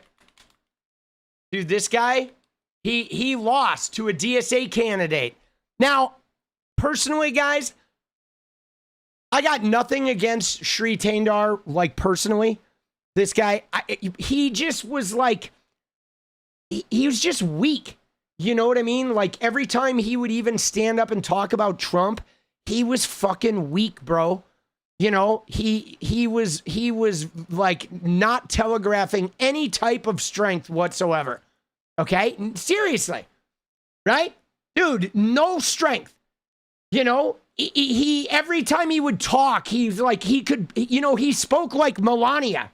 Right? It's like, dude, you're a rep and you can't even like communicate your positions effectively because you're talking like Melania fucking Trump. Okay? This was the establishment Dem rep in a suburb of Detroit, all right, in the House, and he lost his primary to Donovan McKinney, a DSA candidate. This guy unseated him. Yeah, dude, this guy was like weak, okay, just weak, man. He was like so ineffective, and then every time he would go up in front of the podium and say something about Trump, it's almost like it would hurt the cause because he was so bad at like being in front of a camera and so bad at speaking. Like, guys, it's reality TV now. Okay? You need to be a fighter, but you need to be effective in front of the cameras, in front of the crowd. Like, you have to be able to like participate in the media. You know, you do. You can't be a candidate that fucking has a bunch of marbles in their mouth when they're talking to a goddamn reporter. Those days are over, okay? We need people that can fucking communicate and inspire, all right? So, yeah, he got his ass kicked. All right, dude, let's focus, guys. We got 20 minutes. Did I miss one? Dude, I was in Canada somehow. 𝗙𝗆unk, let's go. All right, we need 29 and 20, guys. We're gonna, Mike from PA has an interesting theory about why the polls were wrong that I've been hearing around on the internet, and I want to look at that. But first, let's secure a dance, boss. I'm beat up, dude. 28. Got blocker shots in neck today. Still want dance. Oh, shit. Let's go, Stephanie. 27. Ethan, let's go. Let's go, baby. Dude, we got this. 27 and 20. Piece of fucking cake, bro. Piece of cake. Dude, the Mariners. Holy shit, dude. The Mariners won. Julio, 3-run homer. There was like a bench clearing brawl because one of the pitchers hit one of the Detroit guys and they threw the pitcher out of the game. Then they threw the manager out of the game. Then that guy, Bizzardo, the pitcher from Game 7, gave up another 2-run homer in the 8th inning. And then Colt Emerson comes out and cracks a banging homer. The Mariners won. Dude, back in America, let's go. Crazy shit, dude.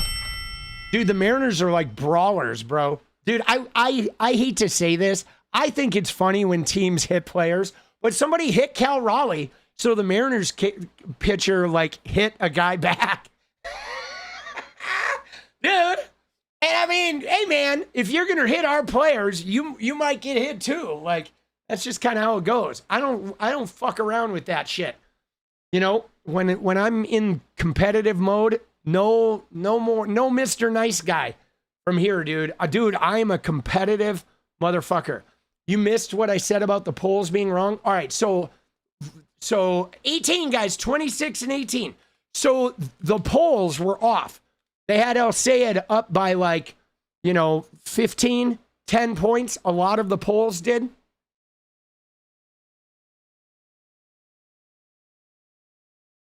Oh, shit. Dude, I got an error. All right. That was weird, dude. I got an error typing in chat. I don't know what that was about. I've never had that before, boss. Okay? That was weird, dude. I got an error while typing in chat. Because the polls were off, there have been some theories of people like, why were the polls off so much?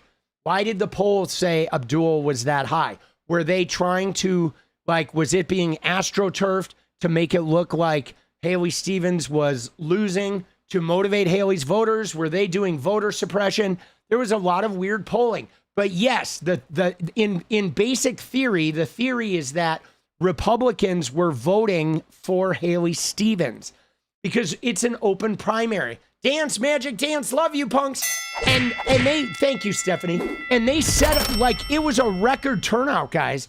More people turned out in this primary in an off year than the 2020 primary when they were voting for fucking president. It was crazy.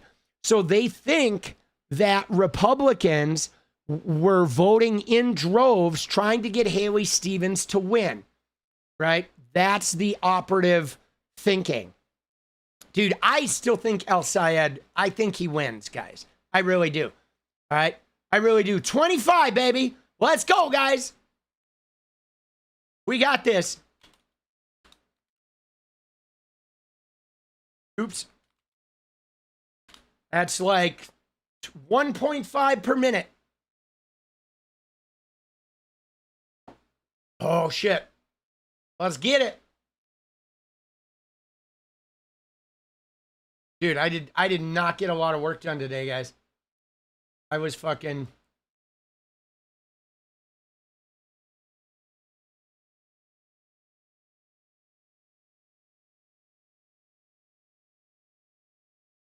$25, baby.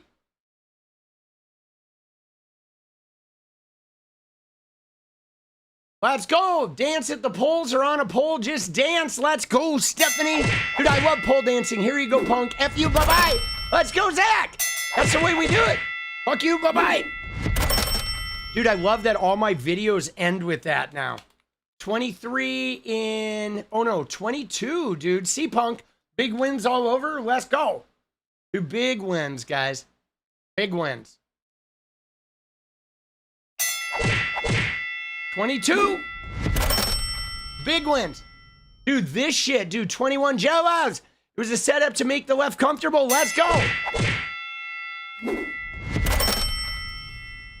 21, baby. What was the setup to make the left comfortable?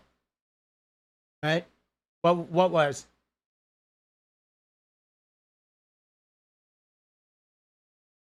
I'm curious. I'm curious what you mean by that. Yeah, I don't think anyone's comfortable. I think Jason's Australiana. Let's go, shrimps on the barbie. Let's fucking go, mate. Oh, dude, my chat is like being weird, guys. It keeps giving me errors.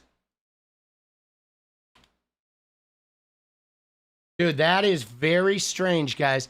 Dude, love from South Carolina, Kelly, this morning. Let's go, Kelly Brannon. 19, baby. Dude, we got this. So I think does El-Sayed, I personally think people have been online saying he needs to move to the center. I don't think he does. I think he needs to stay focused on policy, stay focused on the people of Michigan. He needs to do what Mamdani did, which is to make alliances with all of the other power brokers in the state. So he is like working with them, okay? Working with them towards his goals, okay? You don't move to the center and then you activate everybody who has been angry about the government not doing anything.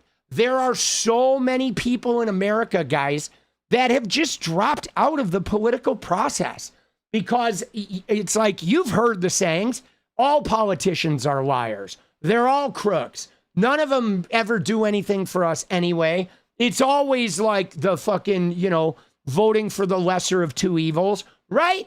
Everybody is so beaten up and everybody is so like downtrodden at the concept of governing that if you get people excited about the movement, if you get people excited about having their government work for them, like that's what we want. We don't just want to win an election, okay? We want to win an election, but we want to win an election with motivated people who want to fight together for change, okay? Just winning an election and just stopping Trump is not going to save the country, guys. Stopping the bleeding after a machete like lops off one of your arms is not going to fucking save your life. Simply stopping the bleeding. Like, we need foundational fucking change, man. You know what I'm saying? We do. 𝗙cie𝗶𝗃𝗃. Let's go, Shin.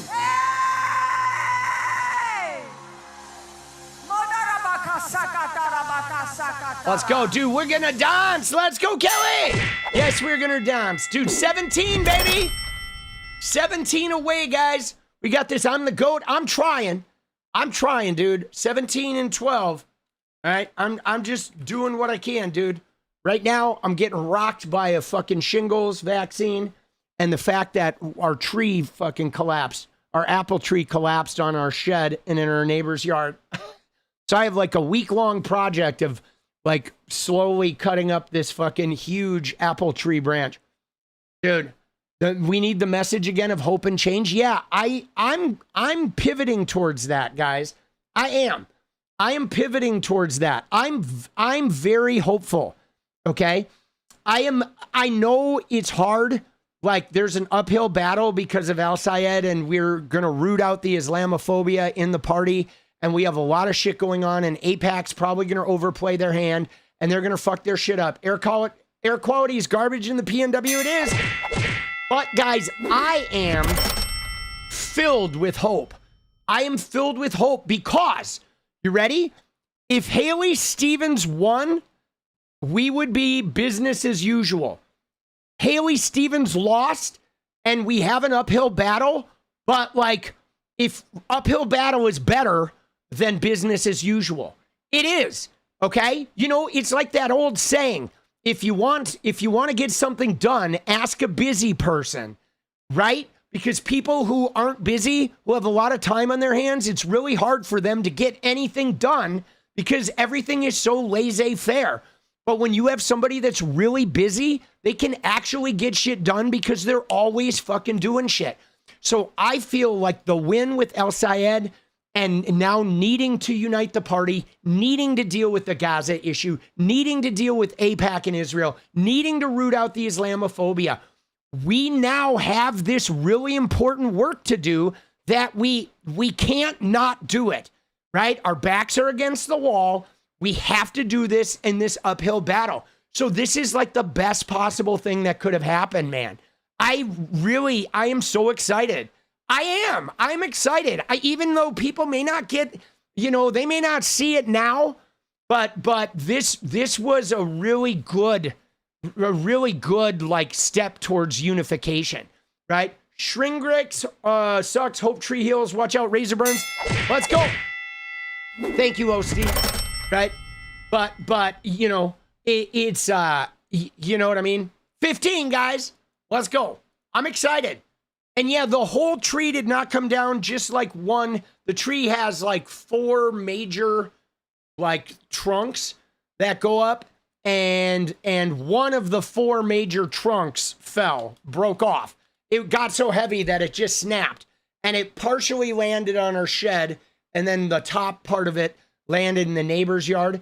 And so I was in the neighbor's yard today pruning all of that and getting everything but the main stalk. And then, so now I'll take a couple days sawing into that main stalk so I can bring it into movable pieces to get it down off the shed. But the shed's not damaged and the rest of the tree is fine. But I mean, this happens with trees. Like if they get a really heavy yield and we haven't trimmed them in a couple of years, it has a ton of apples, Stephanie. It has so many apples, right? It's like a lot. They're really good too. Can I just tell you guys, we have 15 and 8, baby. So we have an apple tree, and then we have a bunch of sweet grass because of a willow that we have. So we get all the rabbits. Like our house is like the candy store of the whole neighborhood. We also have a monkey puzzle tree, right? Do you guys know what a monkey puzzle is? We have one of these guys. They came to Portland around the World's Fair in the early 1900s. They were brought here from like Argentina or something, and then a bunch of houses planted them. But it's one of these guys. One of these. We have one of those that's like 70 feet high in our front yard, right? 2. So, and those, they have these crazy, like the pine cones are like 7 feet long. They're pretty wild. But so our house is like the candy store of the whole neighborhood, like opossums and raccoons and rabbits and the squirrels, like all of the animals in the neighborhood eat in our fucking yard, right? It's like we sort of feed the neighborhood animals. And dude, it's pretty crazy. It is pretty like there's something about where we live, even though it's in a busy area, it's like really fertile. Like I don't know how to describe it, but when I walked into this house, when we were looking for a house, this house was shitty. It was filled with smoke and stunk, and the windows had been nailed shut, and it was just in such a huge state of disrepair. But I walked in, and the minute I walked in, I just felt like an energy. I can't describe it to you. Like the realtor was like, hey, I'm showing you every house in your price range. Don't be mad at me for showing you this because I'm showing you everything. And Jenny like had her face covered. She looked like she was going to puke. I walked in, and the minute I walked in, I was like, this is the one. And she was like, what are you talking about? Everybody, the bank didn't even want to loan us money because they're like, dude, that house is a piece of shit. But I was like, no, this is the house. I got the combination lock to the key, and I started coming in here every day after we looked at it because I just felt an instantaneous, like, this house was calling out to me that it like there was some type of energy here that it like needed me. And if I fixed it up, it was going to like reward me. Like it was a broken energy loop and it needed me to fix it. And in return, I was going to get like the energy that I needed. And the minute I walked in, I felt that. And it was crazy. And then we gutted it and started it over. But it's so fertile. Dude, birds like a good dead branch, they do, 𝗙cie𝗶𝗃. Let's go, boss. But I knew, dude. I had an apple tree growing up in OC. Let's go, Stephanie. Dude, May Money in the building says, Happy Alabama Boat Brawl Day. May the chair forever give you strength. And the hat signal, always summon our ancestors. Yes, black people can swim. Let's go, May Money. Dude, that shit was crazy. Dude, 12 away, guys. 12-4. But can I tell you while I'm on this subject? So like I said, I started coming in every day and I started hanging out here, even though I wasn't supposed to be in here. And even the daughter of the woman who owned it, she had died. And that daughter came in one day and I was in here and she was like, what the fuck are you doing here? And I'm like, I'm going to buy this house. And she was like, you shouldn't be in here. And I'm like, I'm the only person crazy enough to buy this house. So you should just leave me the fuck alone. But whatever, we were sort of brawling over this house, but there was like furniture here and there were like papers and shit. And I shouldn't have looked at them, but I did. But I found out that the owner who lived here, she had a son who was a drug addict and he never really conquered his addiction. And he like lost his kid. And I guess she had been giving him money to take care of the house and he was nailing all the windows shut and like doing drugs. And I was sober, at the time I was 9 years sober, right? Or 7, what was it? It was in 13. So I was 6 years sober, but I felt like my sobriety needed to foundationally reconnect the energy of this home, right? And that's kind of what was crazy. And no, the woman's daughter was the person who was in the house. No dead people visited me, right? No, the woman's daughter was the one who came in, who came in. She was like coming to check on her mom's house and I was in it. And she was like, what the fuck are you doing here? And I'm like, oh, I'm Tommy. I'm going to buy this. Dude. But dude, I can just tell you though, there's been a lot of issues living on such a busy street and shit. And we certainly, fucking have had some struggles. Like Jenny did not love living in this neighborhood. She's a suburbs girl. But there are some foundational generational trauma that Jenny and I have been able to face. And I'm telling you, it is because of this house. A single woman raised like 6 kids in this house, which my mom was a single woman with 6 kids. I don't know if they had 6. I think maybe it was 5. But guys, we got 2 minutes. We got 12-2, baby. We got to cook. If you want to dance, it is go time. This is it. This is it. But, right? Dude, there it is. 𝗙cie𝗶𝗃, let's go. I'm going to show you.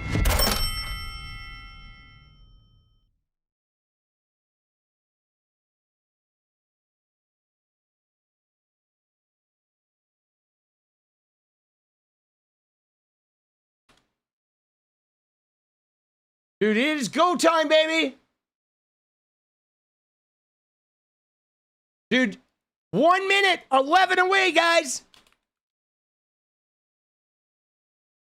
I'm going to show you what it looked like when we gutted it. Ghosts follow a person, not a building. Yeah, I don't think there were ghosts. I've never felt there was like ghosts. It had nothing to do with the people. It had to do with the building. Like, when you build a house or you modify it or you live there for years, you put energy, right? Energy can be neither created nor destroyed.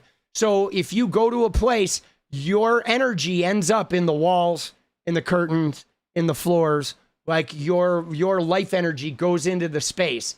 And that's why if you go in and, that's why you go in and you just get a vibe, the right one when the energy feels right, because it's about like energy and connection. Like I believe that we do leave our energy in the things we use the things we live in. And when I walked into this space, I could tell that like it was just like calling to me that I had the exact thing this house needed. And this house and everybody that had lived in this house before me was missing like one thing that like I have in droves. And it's like people had been living in this house trying to do something for 100 years. And I was going to make it all happen, right? Like I was going to finally finish the job that the person started who had built it here, you know, like way back in the day. All right, we're in bonus time, guys. We need 11. All right, we need 10 now. Let's go, Bill fast. Let's go, baby. 10 away, guys. We're gonna do bonus time. We're gonna crank this out. I'm finding this photo for you that I want to share of what the place looked like when we gutted it. Give me 1 minute, okay? So this was what the upstairs looked like. All right, that's the upstairs, right? After we gutted it. Look at that shit, dude. That is the upstairs as we were gutting it, tearing out all the fucking walls. All right, wall of windows. There's windows in like every wall, dude. Crazy amounts of windows. So that's one of them, right? And then the downstairs was here. There was the downstairs, just gutted, right? Completely fucking open, right? Dude, isn't that crazy? Dude, we went down to the bones, dude. Down to the fucking bones, boss. It was all lath and plaster, okay? It was all lath and plaster, but it had crazy touches like this, like these crazy built-ins, okay? Which were covered in 100 years of paint. And then I'm going to show you what we did here. Do 10 more, guys. We're 10 away, baby. You're going to shit when you see, though, what we did there, right? We took that and we started scratching it off and melting all the paint off of that shit.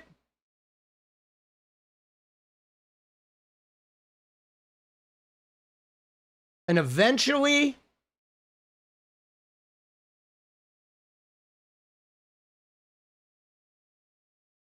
dude, 𝗙𝗎𝗆unk, let's go. 9 away, baby.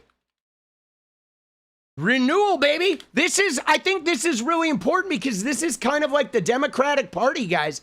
It's a shame shit we're doing in the Democratic Party, but wait till you see what it looks like now, guys. Okay?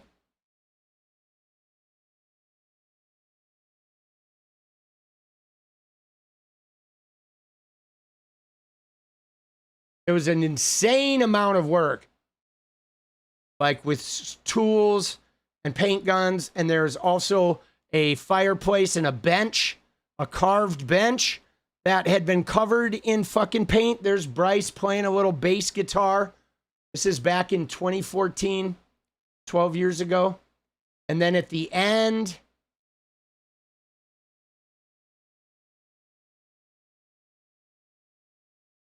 it was lead paint. We were masked up. It was all lead paint, dude. Oh my God. The whole house was lead. Bro, dude, it was bad, dude. And now we have like a digital fireplace in there, right? We have a digital fucking, like a fake fireplace that's in there. But give me a sec here. All right, so yeah, so there's what it ended up looking like, guys. All right, isn't that wild? From that to that. Booyah, boss. Look at that shit, dude. Nice, huh? Isn't that insane? Dude, a fucking 1.5 years, bro. Like, I can't even tell you the countless hours with multiple heat guns and like so many scraper tools and shit and fucking all the way back to the wood. And we retained all the nice architecture of it. Dude, to the house that Tommy built. You go, boy. Let's go, Redbone. Let's go. Now, wait. Let me show you the fucking living room one, dude. The living room one is crazy too.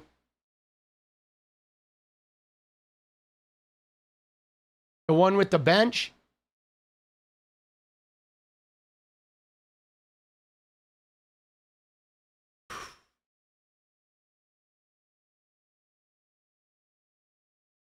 Yeah, that came out pretty good. Yeah, this is what we're doing with the Dem party, though. I feel like this is kind of what we're doing. You have a craftsman style. Let's go. Yeah, see, ours has craftsman touches. Like ours isn't a craftsman. Ours is, but it does have craftsman like nuances on the sun porch and the porch and there are certain craftsman things like the built-ins and shit. And some of the, but we kept some of the craftsman touches and then some of them we replaced. And some of it, like we went with like smooth finish walls and we did get rid of, some of the, like the moldings. We got rid of some moldings and kept others.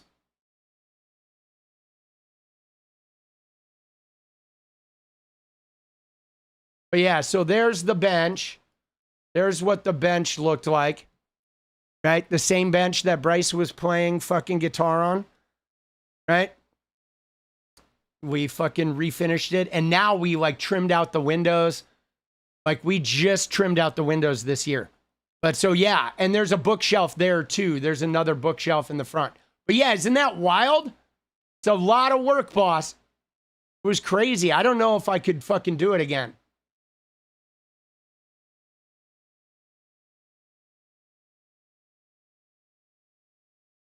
Gutted.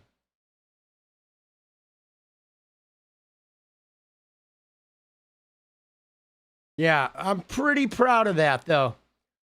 Restoration.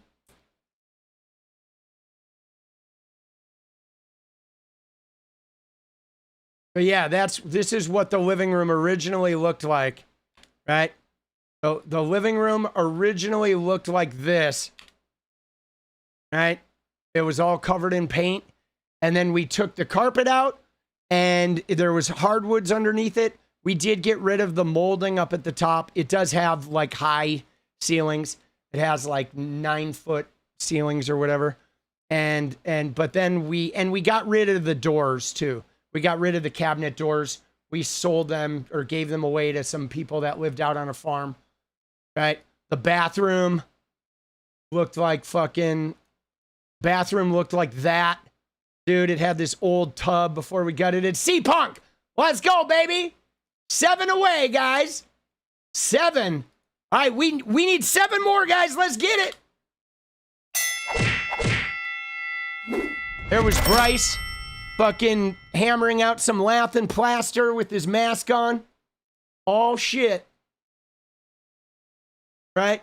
There's Jenny in the bathroom after fucking taking out lath and plaster. Dude, it's pretty miserable, right? There's a picture of the backyard. That's with the upstairs, all the lath and plaster from the upstairs out in the backyard. Yeah, baby. And then here's we took a room and we raised the ceiling and then we put skylights up there too. Right? Let me find the fucking picture of the skylights. All right, there's a picture of the bench as we were scraping that shit. We insulated it all with Roxol, right? Redid all the electrical so it's like not super noisy, right? The sound doesn't super carry. Now, it has another interesting feature here that is crazy where this is in the center of the house. The steps go upstairs. The kitchen is over here. Jenny's office is there. The bathroom is right there. And my office is right where I'm streaming now is right across from this door. But then this goes into the living room too. So all of the rooms in the house, the bathroom, the upstairs, the kitchen, the dining room, and mine and Jenny's offices empty into one little center. There's like a heart in the center where if you stay in the house, you will pass by each other everywhere you go in the house, you can't go anywhere without going through the house, through the heart. There's like an arterial center in the house. And that's another thing that I really liked about it. There's another photograph of the scraping going on after we gutted this shit. And here's what we did upstairs. We put in skylights, right? Upstairs on the south facing window, which is pretty crazy because it's, you know, it ended up being like fucking, that is like, yeah, I don't know where the, oh, I guess, I don't know where it is, but there's a picture of the upstairs, but yeah, pretty nuts, huh? Right?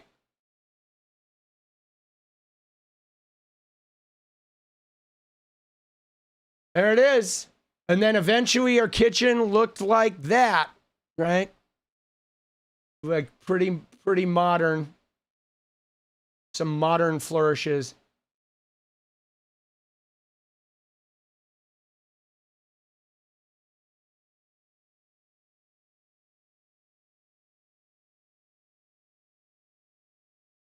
Quite a fucking journey, guys. Quite a journey. I don't know if you've ever like remodeled a house. I mean, we ended up having to go to therapy and shit doing it. It was pretty chaotic, to say the least. We did redo the outside. Yeah, I don't want to show the outside because I don't want to landmark it, but we redid the outside with all new siding and purple, right? We painted it purple.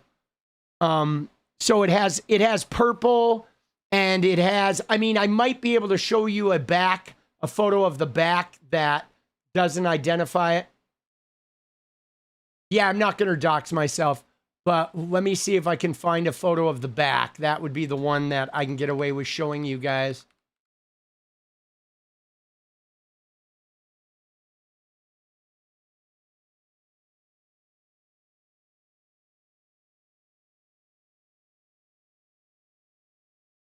Dude, Stephanie, let's go! 6 away, guys!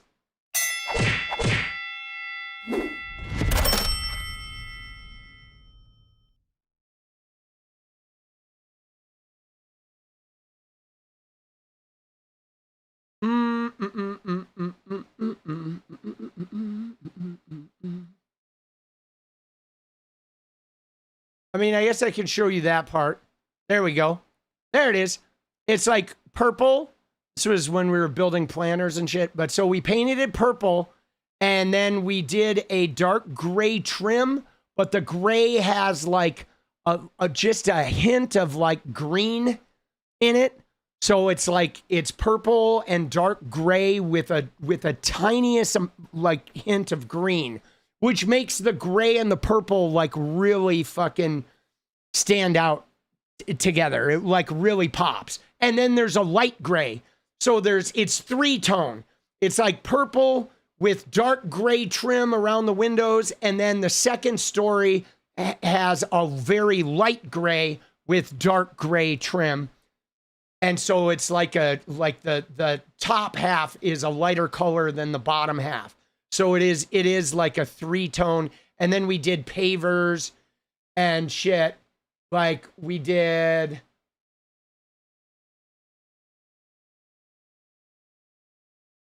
Dude, it's pretty amazing. Hey, we need to fix the backyard. I want to build a deck now and put a jacuzzi in the backyard.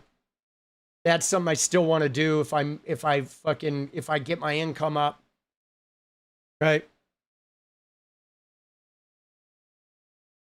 But we definitely made the house like a cool color. Hold on, let me see here.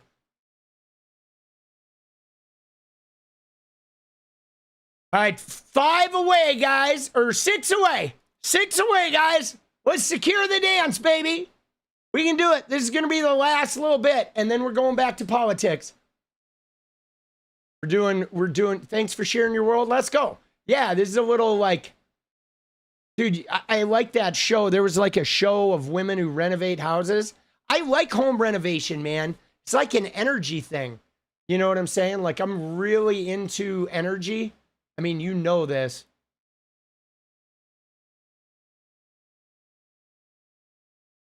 Oh, let me see here.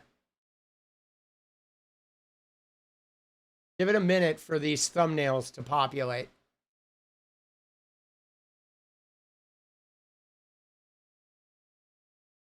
Because we had a, like, the basement leaked, okay? And so this guy, I met this guy. He was an undocumented guy. Max Danger, here's your fun exterior paint colors. Let's go. So this guy came up to my steps and said, you need some work done? He's like, I do concrete. And so we worked together all summer. And we dug a trench out next to our house.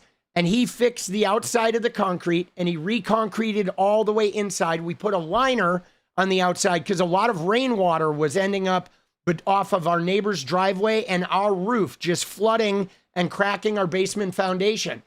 And then we built a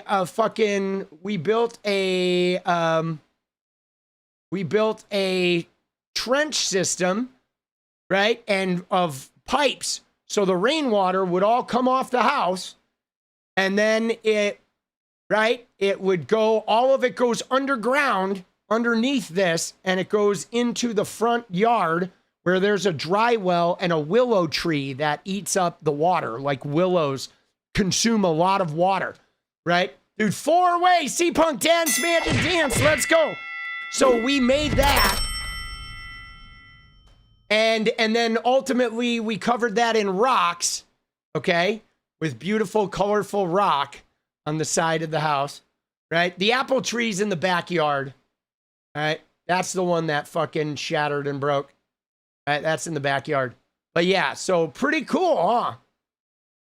Right? It's not a weeping willow. The tree we have is a Japanese willow. It's one of these. It's like,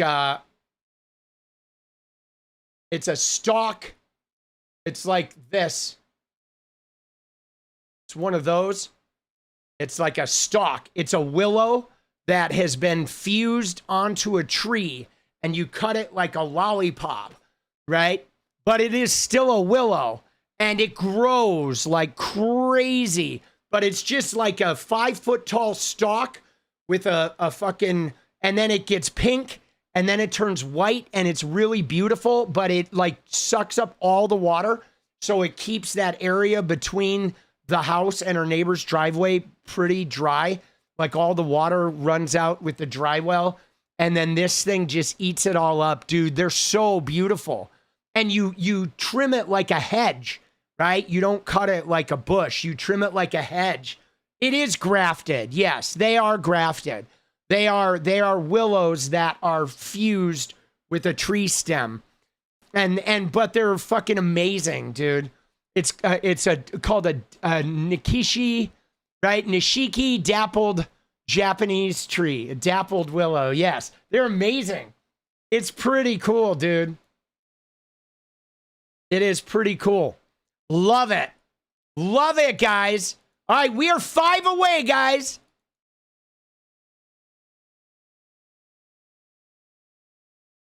Let me see if I got anything else to show you real quick.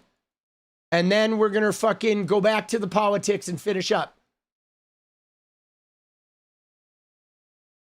All right, you ready? You want to see some fun? Here, look at this. Dude, look at this. Oh, shit. You ready? You like this? This is me. This is me in 1990, I think. Right? That is me when I'm 21 years old in my apartment in Hollywood on Dunsmuir, down around the corner from the El Rey Theater in LA. And I was dating a girl who was a painter. All the art on the walls was Jennifer's paintings. And as me with my first amp, couple cans of Budweiser, we were doing band practice.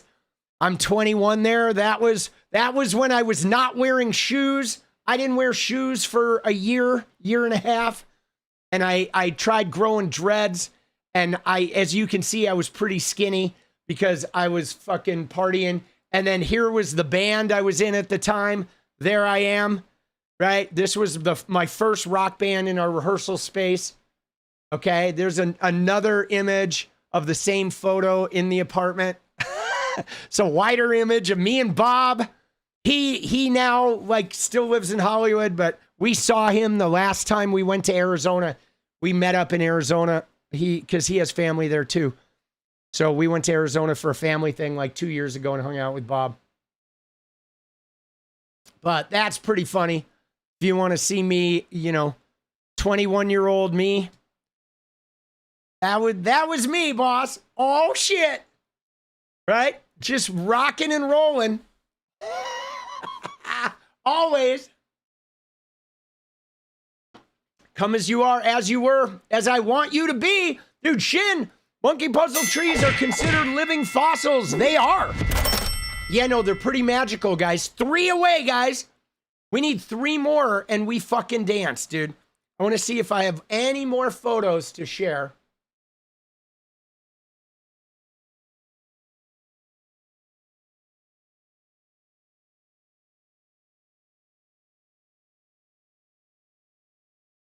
Yeah, here I got a couple rock and roll ones.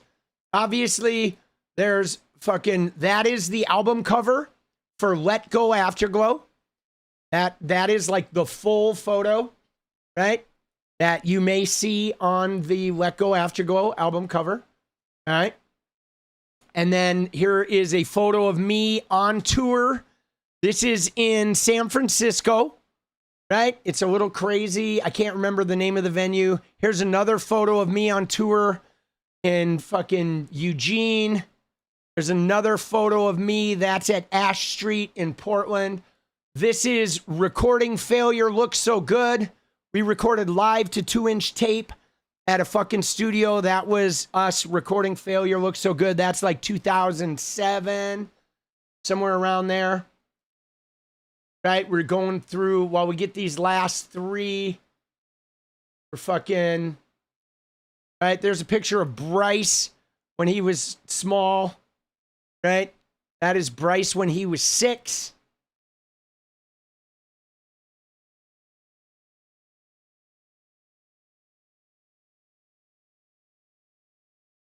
There's a picture of Bryce. You ready for this? This one is good. This is Bryce when he was 8 years old, and this is the Jerry's Deli that I worked at in fucking Westwood. We went back there. I worked there in 95, 96 to 98, right? Or something, 95 to 98, and then we went back there in 2013, right? 2 more, guys, let's go. So me and Bryce went on a little journey. We went and saw my grade schools and my old houses, and we went to Jerry's Deli, and we went and saw 𝗙𝗍 and Pitbull at the Hollywood Bowl. That was like when he was 8. We took that little journey, and we fucking, right? This picture's pretty cool, right? Him with the Hollywood sign. Oh, shit. Right? He's pretty photogenic. Oh, yeah, dude. All right. 2 away, guys. That's all. That's all I have on our little photo tour. I think. Yep. That about sums it up. There you go. We got a little photo tour of the old days. He's 21 now.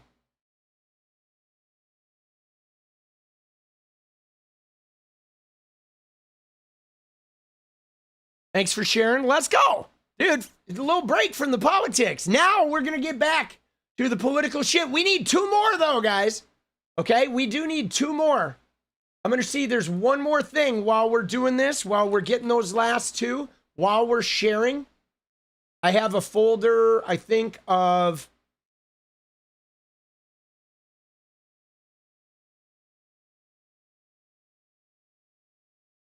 Dude, Aim Williamson, let's go. 1 more. You ready? Now we're going way back, guys. We're going way the fuck back.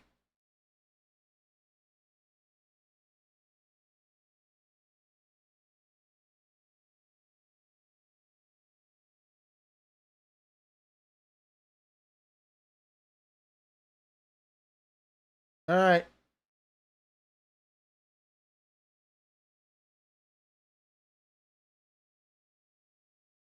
This is me in California, the first time we moved to California. That was me, so that would have been 3rd grade, summer before 3rd grade, right? And my parents went out and bought all this furniture at like a furniture store. They furnished our apartment. We got the bull, like velvet painting. Okay, there's another photo of like the same. There's my dad, there's me. And that is our first apartment in Los Angeles. I was very like culture shocked there.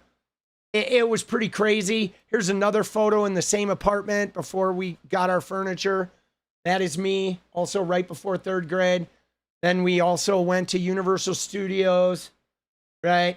Then there's a picture of me with that's me doing the Gene Simmons teeth gritting and like the fucking hand motions. Because I was obsessed with Kiss. There was a pool in the apartment complex.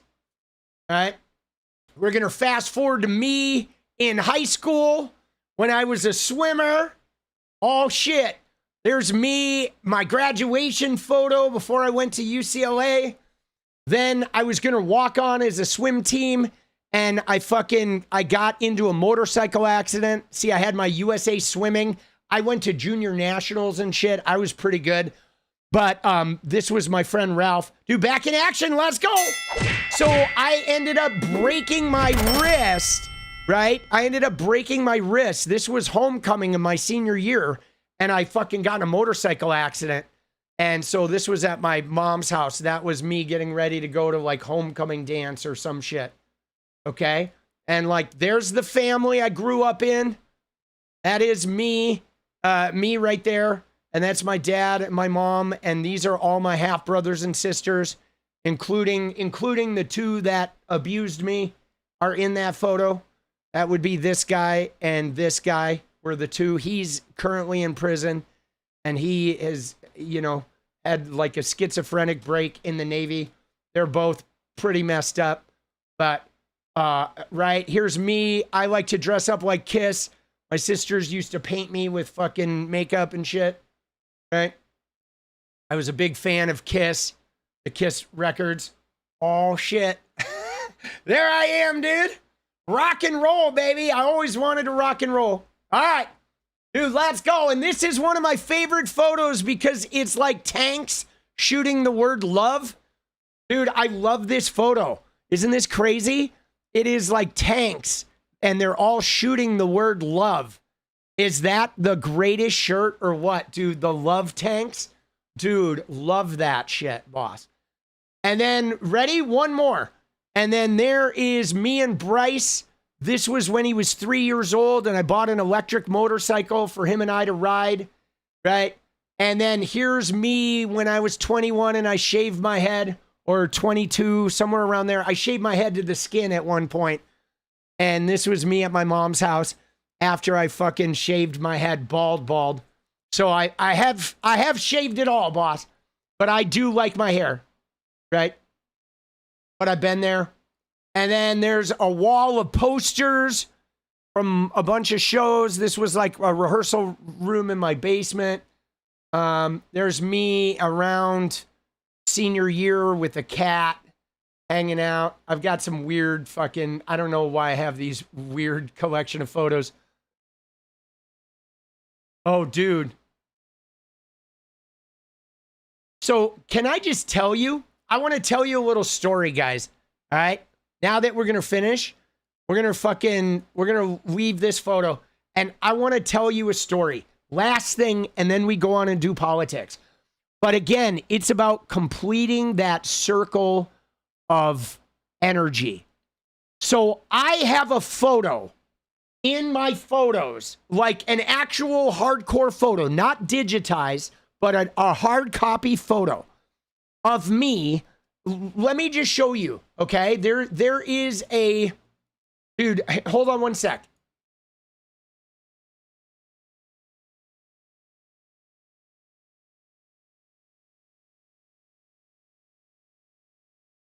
Okay.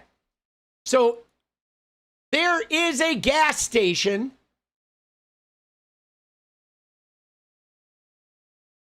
there's like a corner. Okay. So you ready? So here is a fucking photo. Okay. There is a building here and a gas station on the corner of Franklin and Hollywood. Okay. Or Franklin and Highland or whatever. Okay. Now, I have a picture from when I was a kid, and you see that Art Deco building? There's like this weird building behind it. You see this building? Okay. So I have a picture from when I was like 5 years old. We went to Los Angeles, and we went to the corner of Highland and Franklin, and my dad saw this pretty girl walking down the street, and he took a photo of her, which is like obnoxious and weird, right? But I was like standing on a storefront leaning against a mailbox, one of the old blue mailboxes. And behind me, you can see the gas station and this building, which is a very unique building. No, it's an apartment building. And it's an apartment building that later my friend Billy Wirth lived in the penthouse. Okay? And so I'm 5 years old, and there's a photo of me leaning on this mailbox. My dad snaps a photo of this woman. I'm in the picture. You see the gas station and that fucking apartment building. I was 5. Right? 5, maybe 6. Right? I think I was 5. Now, there's a Lowe's hotel on that corner where that mailbox was. Okay, where that mailbox I was leaning on that used to be storefronts is now the Lowe's Hotel. In 2022, when I was 53 years old, I went to LA, and I went there for this Phase 1 reality TV competition, and I went and stayed in that Lowe's Hotel on the very same corner that I had taken that photo on when I was 5 years old. But now I was a famous gamer, and then I got canceled during that over this bullshit. It was this whole weird controversy with these gamers like trying to cancel me and all this chaos. It was like one of the things that really like thickened my skin. And in fact, it cemented me as like a trans activist too, because there was a trans woman painted on the building outside my window that I looked at. And like, there were some religious people in this phase thing that were toxic as fuck. And so, right? Isn't that crazy? That like Lowe's, I returned, okay? I returned 48 years later and had this seminal, like life-changing moment in the same spot that my father snapped a photograph of that woman and me when I was 5. Isn't that crazy? Like, talk about that, like, return energy. That shit is weird, guys. It's like renewal. And I'm telling you, I know this sounds weird, and we took this wild journey, and we think, oh, this is fucking whatever.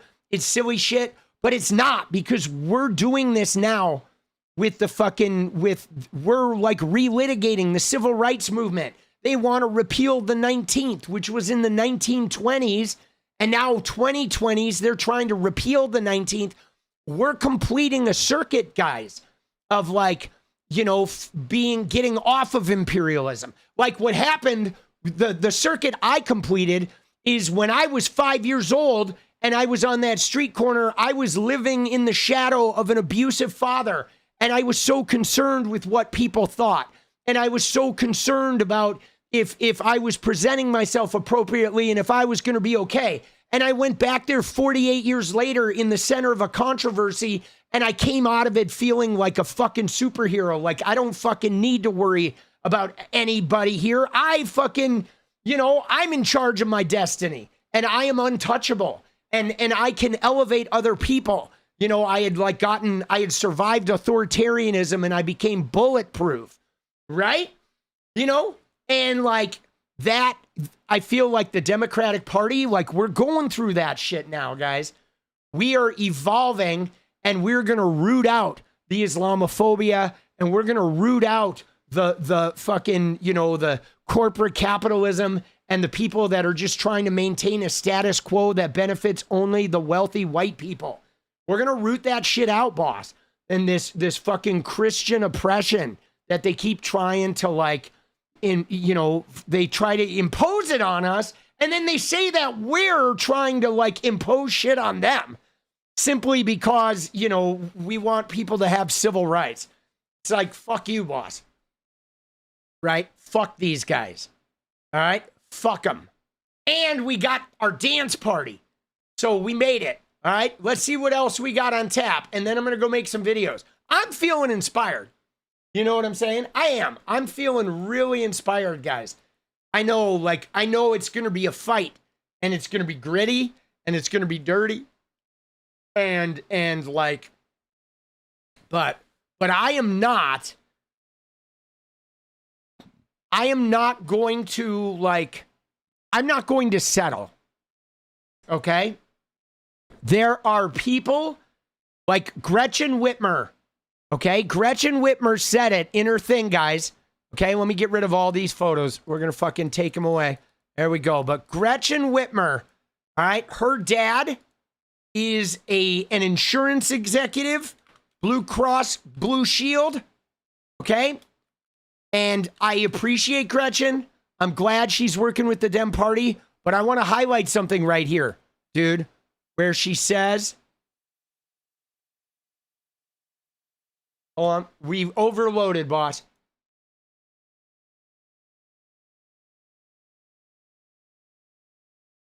Okay, we're going to get it going. You ready?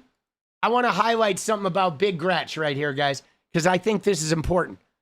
Okay? She said in her video right On the here. other hand, Michigan family. Watch this.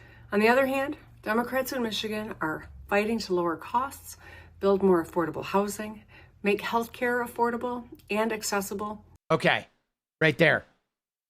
To lower costs, this is the same fucking shit that these Dems use.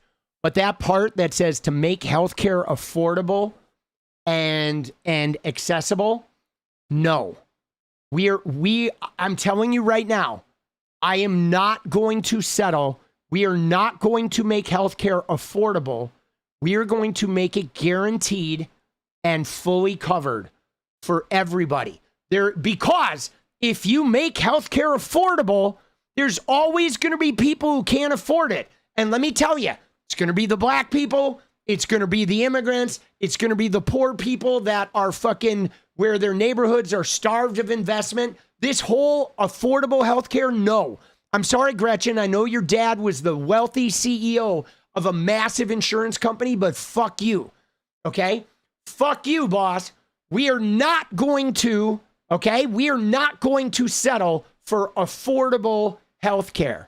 We are going to settle only for healthcare that is guaranteed and completely covered. And we will tax whoever we need to fucking tax, you know, however much we need to take from the wealthy in order to do it. Okay? Because this idea of like affordable healthcare, no. No, you should not have to pay for healthcare. If you have to participate, think about this, guys.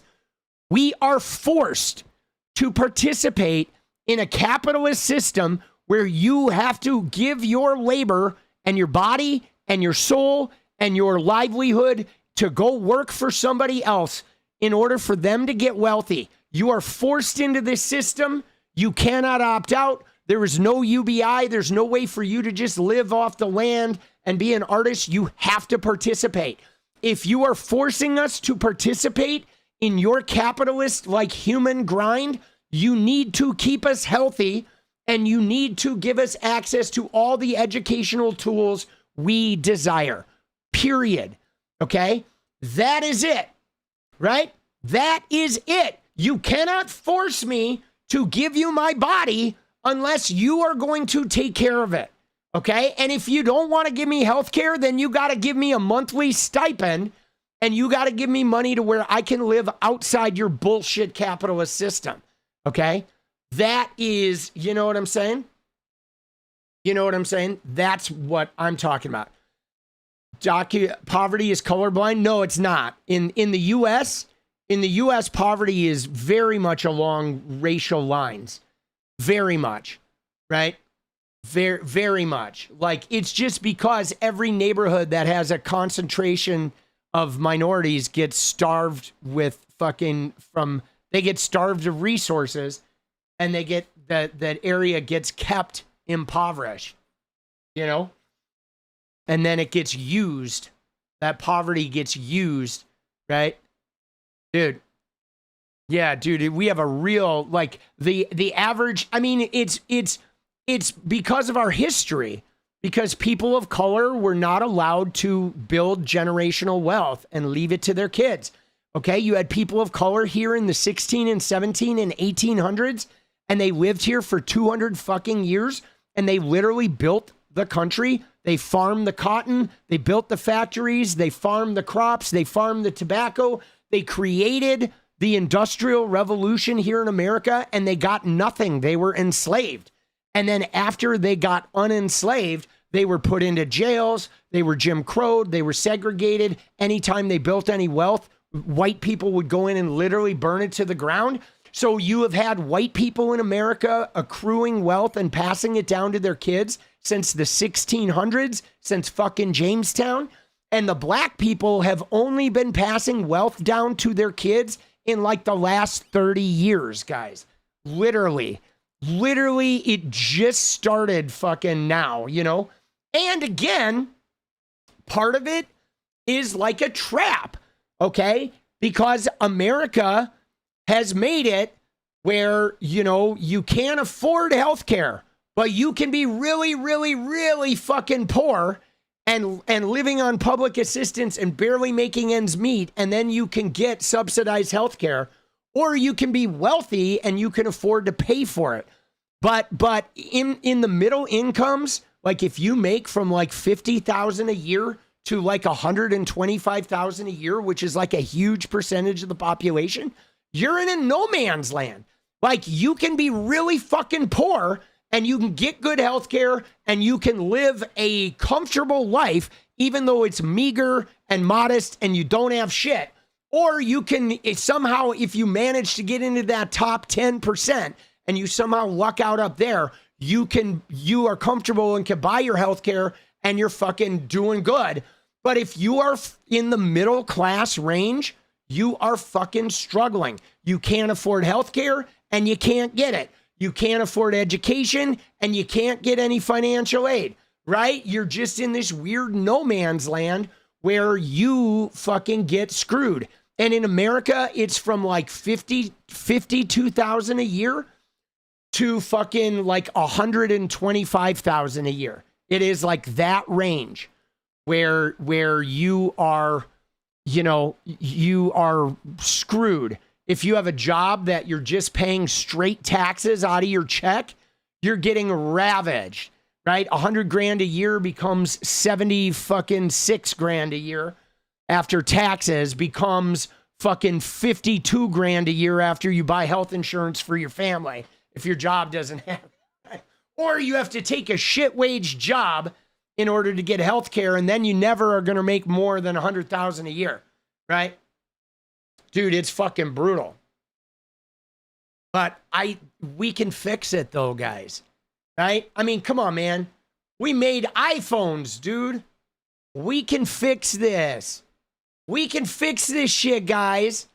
We gotta be bold. And you ready? This is why I like fighters. We have to be willing to take some of this shit from the wealthy. Like, we're going to have to take it, guys. In order to do like Medicare for all to guarantee healthcare, we're going to have to like dismantle the insurance industry. And it's going to be like dismantling AIPAC or dismantling these huge financial powers, right? Like the mafia used to run cities and they dismantled the fucking mafia. Okay. Somebody said there was a Tate thing, dude. Do we have a link to the Tate thing? Let me do the Hasan Bernie. I want to see the Tate clip. All right, if you got it. Dude, I would love to see the Tate clip, but there's this one. You ready? Watch this clip. This is amazing, dude. All right, we're going back. We're finishing up where we started, which was the Hasan clip, and they've been interviewing Bernie Sanders, and everyone's saying, shouldn't you distance yourself from this guy? And look at what Bernie says. This is really charming. Congress said America deserved 9/11. Are you comfortable with that association? No, I am not. I think that's a dumb statement. On the other hand, he has a whole lot of followers, and there's a lot of things that he's saying that are making sense to a lot of people. I think, we have to get above cancel culture. When you're doing radio, whatever they do. Radio! You say dumb things. I suspect if you go back over your career, there may be one or two things that you said that you may have regretted. But I think what we have got to do is look at the totality of where people are coming from and go forward. Here with Joe. Yeah, Joe Lozier. But did you hear what he said? Because they asked Bernie, like, should you, Hasan made this statement about 9/11. Do you think you should disown him or not participate? And Bernie said, he's like, no, that was a stupid statement. And him saying that was absolutely stupid. But like, that was years ago, and he says a lot of really smart things that are really connecting and inspiring a lot of people, and he has a lot of brilliant ideas. And so we do need to look at the totality of people and not like dismiss all of the good because of one thing they said when they were younger. And now the thing is, though, is I'm not going to defend the thing that Hasan said, but it was also like, dude, streamers, they get on rants, they say this crazy shit when they're yelling and they're interacting with chat. And you know what I mean? And what's crazy about this is like the idea that American foreign policy can influence whether America gets attacked. Like, that is true, guys. Okay? It is. If you go back to when I was a kid, the reason those hostages got taken in Tehran was because America had intervened in Iran, and they were worried they were going to nationalize their oil. Iran was living with a bunch of prosperity. America went in and deposed this guy and fucked that country up real bad, so bad that a wicked religious group was able to take over. And then they took some fucking hostages because they were mad at America and our funding of Israel and all the shit that was going on there. Okay? And it is like, like this idea that if we're going to go around and fucking, abuse other countries, and we're going to go around and abuse other people's governments and kidnap their leaders and undermine their currency and undermine their industries and keep them impoverished and sanctioned and just fucking decimate their life and make them struggle because we don't want like socialism to advance, or we don't want fucking Muslim people to have any power in the Middle East, or we want their oil or natural resources. That's fucking bullshit, man. It's like when we get attacked behaving like that, it is like not a surprise. Okay? It is not a surprise. And this idea that America should be able to do whatever she wants to whomever she wants without anybody ever fighting back, that's fucking bullshit. Because we're lucky, man. We have gone around and intervened and started wars and created shit and armed people and caused more destruction and harm all over the world. And we've never had it here, guys. We've never had bombs blowing up our grade schools. We've never had it where on the drive to work, you might die because your bridge gets blown out. We've never had that. But dude, we've done that to like 30 countries. And it's so evil. It's like the evil's got to stop. Okay? Our evil, us being evil, has to stop. And I firmly believe it starts with defunding the Middle East war machine. And I want to take you to one more thing, guys, here. Okay? I want to take you to one more thing with right here. Okay? With Sarah Ironside, we follow each other. But she said something here that was pretty crazy. Okay? Where, let me find it. She said, I'm honestly sick of being shit on for prioritizing the welfare and civil rights of people in the U.S., okay, when I vote over any foreign policy. And this is really, a lot of Dems have this tack. They're like, but Gaza's not here. Like, why are we worried about Israel? Why are we worried about Gaza? We need to worry about our own civil rights. We need to worry about our own welfare and people here in America. But guys, I am telling you, it starts with Gaza and Israel and us funding the Middle East war machine and selling weapons to all those countries. And you know why? Because Israel has been behaving under Netanyahu and some of their other leaders. They have behaved as oppressors, okay? Aggressively attacking all their neighbors, aggressively oppressing the Palestinian people, stealing land in the West Bank, stealing land in Gaza. And they've been able to do this because we've been giving them money and the threat of us getting involved. So we have enabled 50 years of bullying and oppression and fucking, right? In the Middle East. We've been funding that imperialist, colonialist oppression. And so the thing is the reason why we haven't dealt with a lot of this shit and we haven't put more energy into the welfare of people here and we haven't worked on healthcare and we haven't done, the civil rights have been backsliding is not just because of the money. I mean, certainly the money, there's like $250 billion to Israel over the last 70 years, but also $30 trillion spent on our wars in Afghanistan, in fucking Iraq twice. And that was all related to Israel's security interests. But it's not just about the money, guys. Okay? It is about the mentality.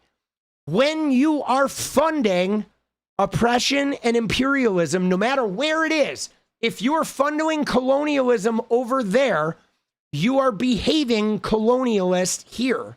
Okay?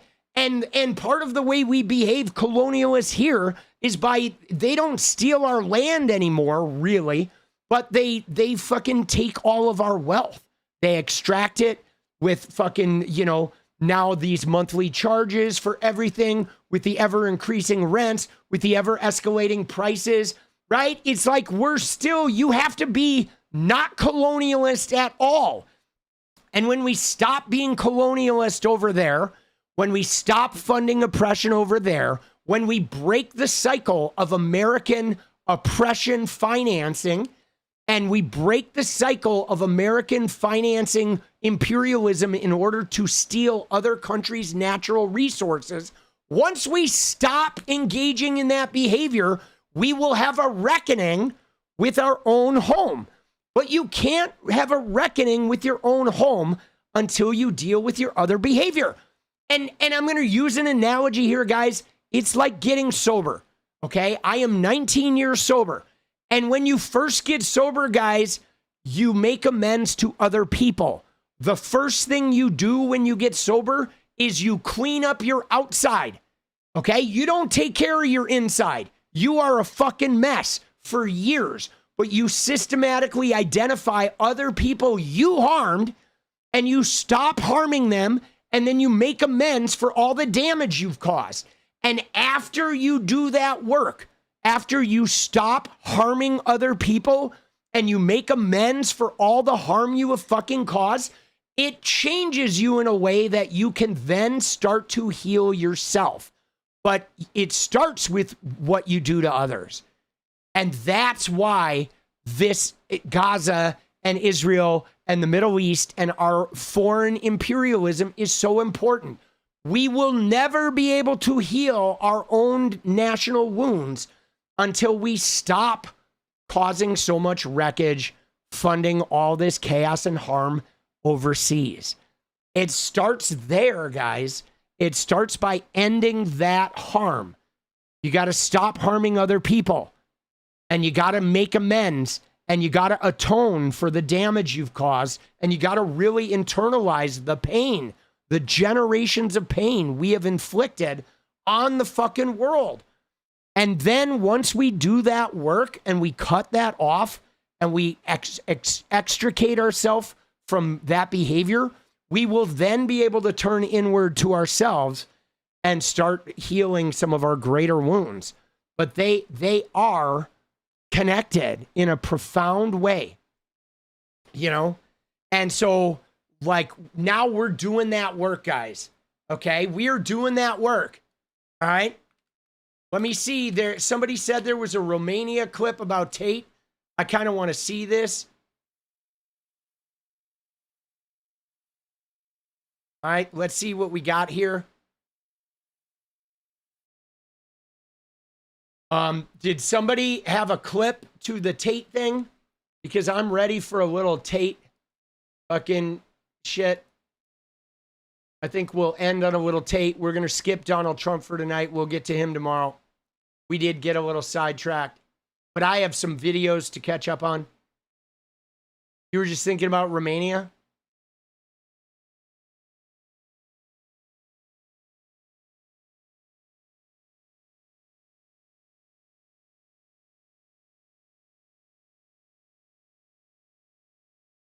Dude.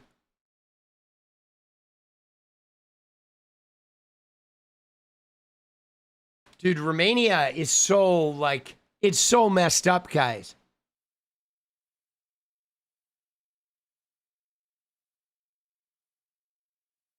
Dude, what do we got here? Jane Doe was an American from Florida. She met Tristan Tate when he came to visit Miami. They met online and then ended up meeting in person. And, you know, she thought he was charming and she thought he was impressive. He was really successful. You know, he was showing off as he does. Like, she felt incredibly special that he wanted to spend time with her and that he was interested in her. She said, like, he made her feel incredibly special and she thought they were falling in love. So when he invited her to come to Romania to be with him, she was excited to go. And, you know, they paid for her ticket to get there. She flew over to Romania. She essentially started seeing red flags and felt like things were not right from the beginning. She thought she was going to spend time with Tristan in Romania, that their relationship was going to develop. That was the purpose of her coming, that, you know, she was a musician. She would, you know, find work, play her music, grow her music career. But repeatedly, she's being, you know, introduced to this webcam business and being asked if she wants to do it. And see, isn't this crazy, guys? That, like, these guys, they were so predatory. Even when they're, like, you know, they're like social media famous.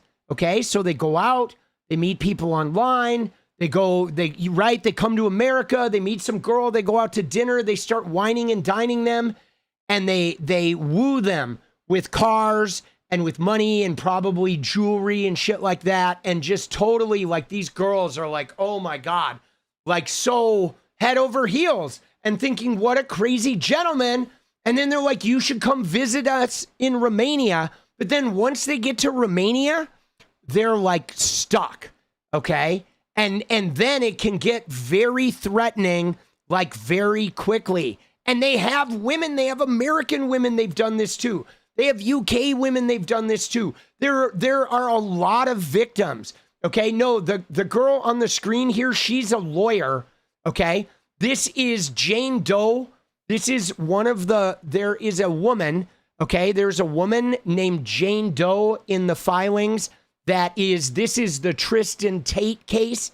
Okay, there's a Tristan Tate case, and this is Jane Doe's attorney, and she's doing some podcast talking about how Jane Doe got wrapped up in this. You know, you don't have to do it, but just think about it. And here's someone who does it. And all of the women are living in a house together and they're all seem to be working on webcam. And now she's in this house, right? And there's sex toys and they're staying up all night. And people, you know, these women don't seem happy. And all of them are in a relationship, one of the brothers, which is strange. You know, do they work there? Or are they in relationships? Why are they in relationships with someone they're supposedly working with? It didn't feel right. And she starts to panic. She formed a connection with another young woman there, Mary Doe. And once they started talking, comparing notes, they just realized that, you know, they were lied to, that they were brought over here for some other purpose than what they thought. And they just wanted to leave. And she's, you know, communicating with her parents, like, you know, I'm just going to sneak out of here, communicate with a friend. Dude, she's got to sneak out.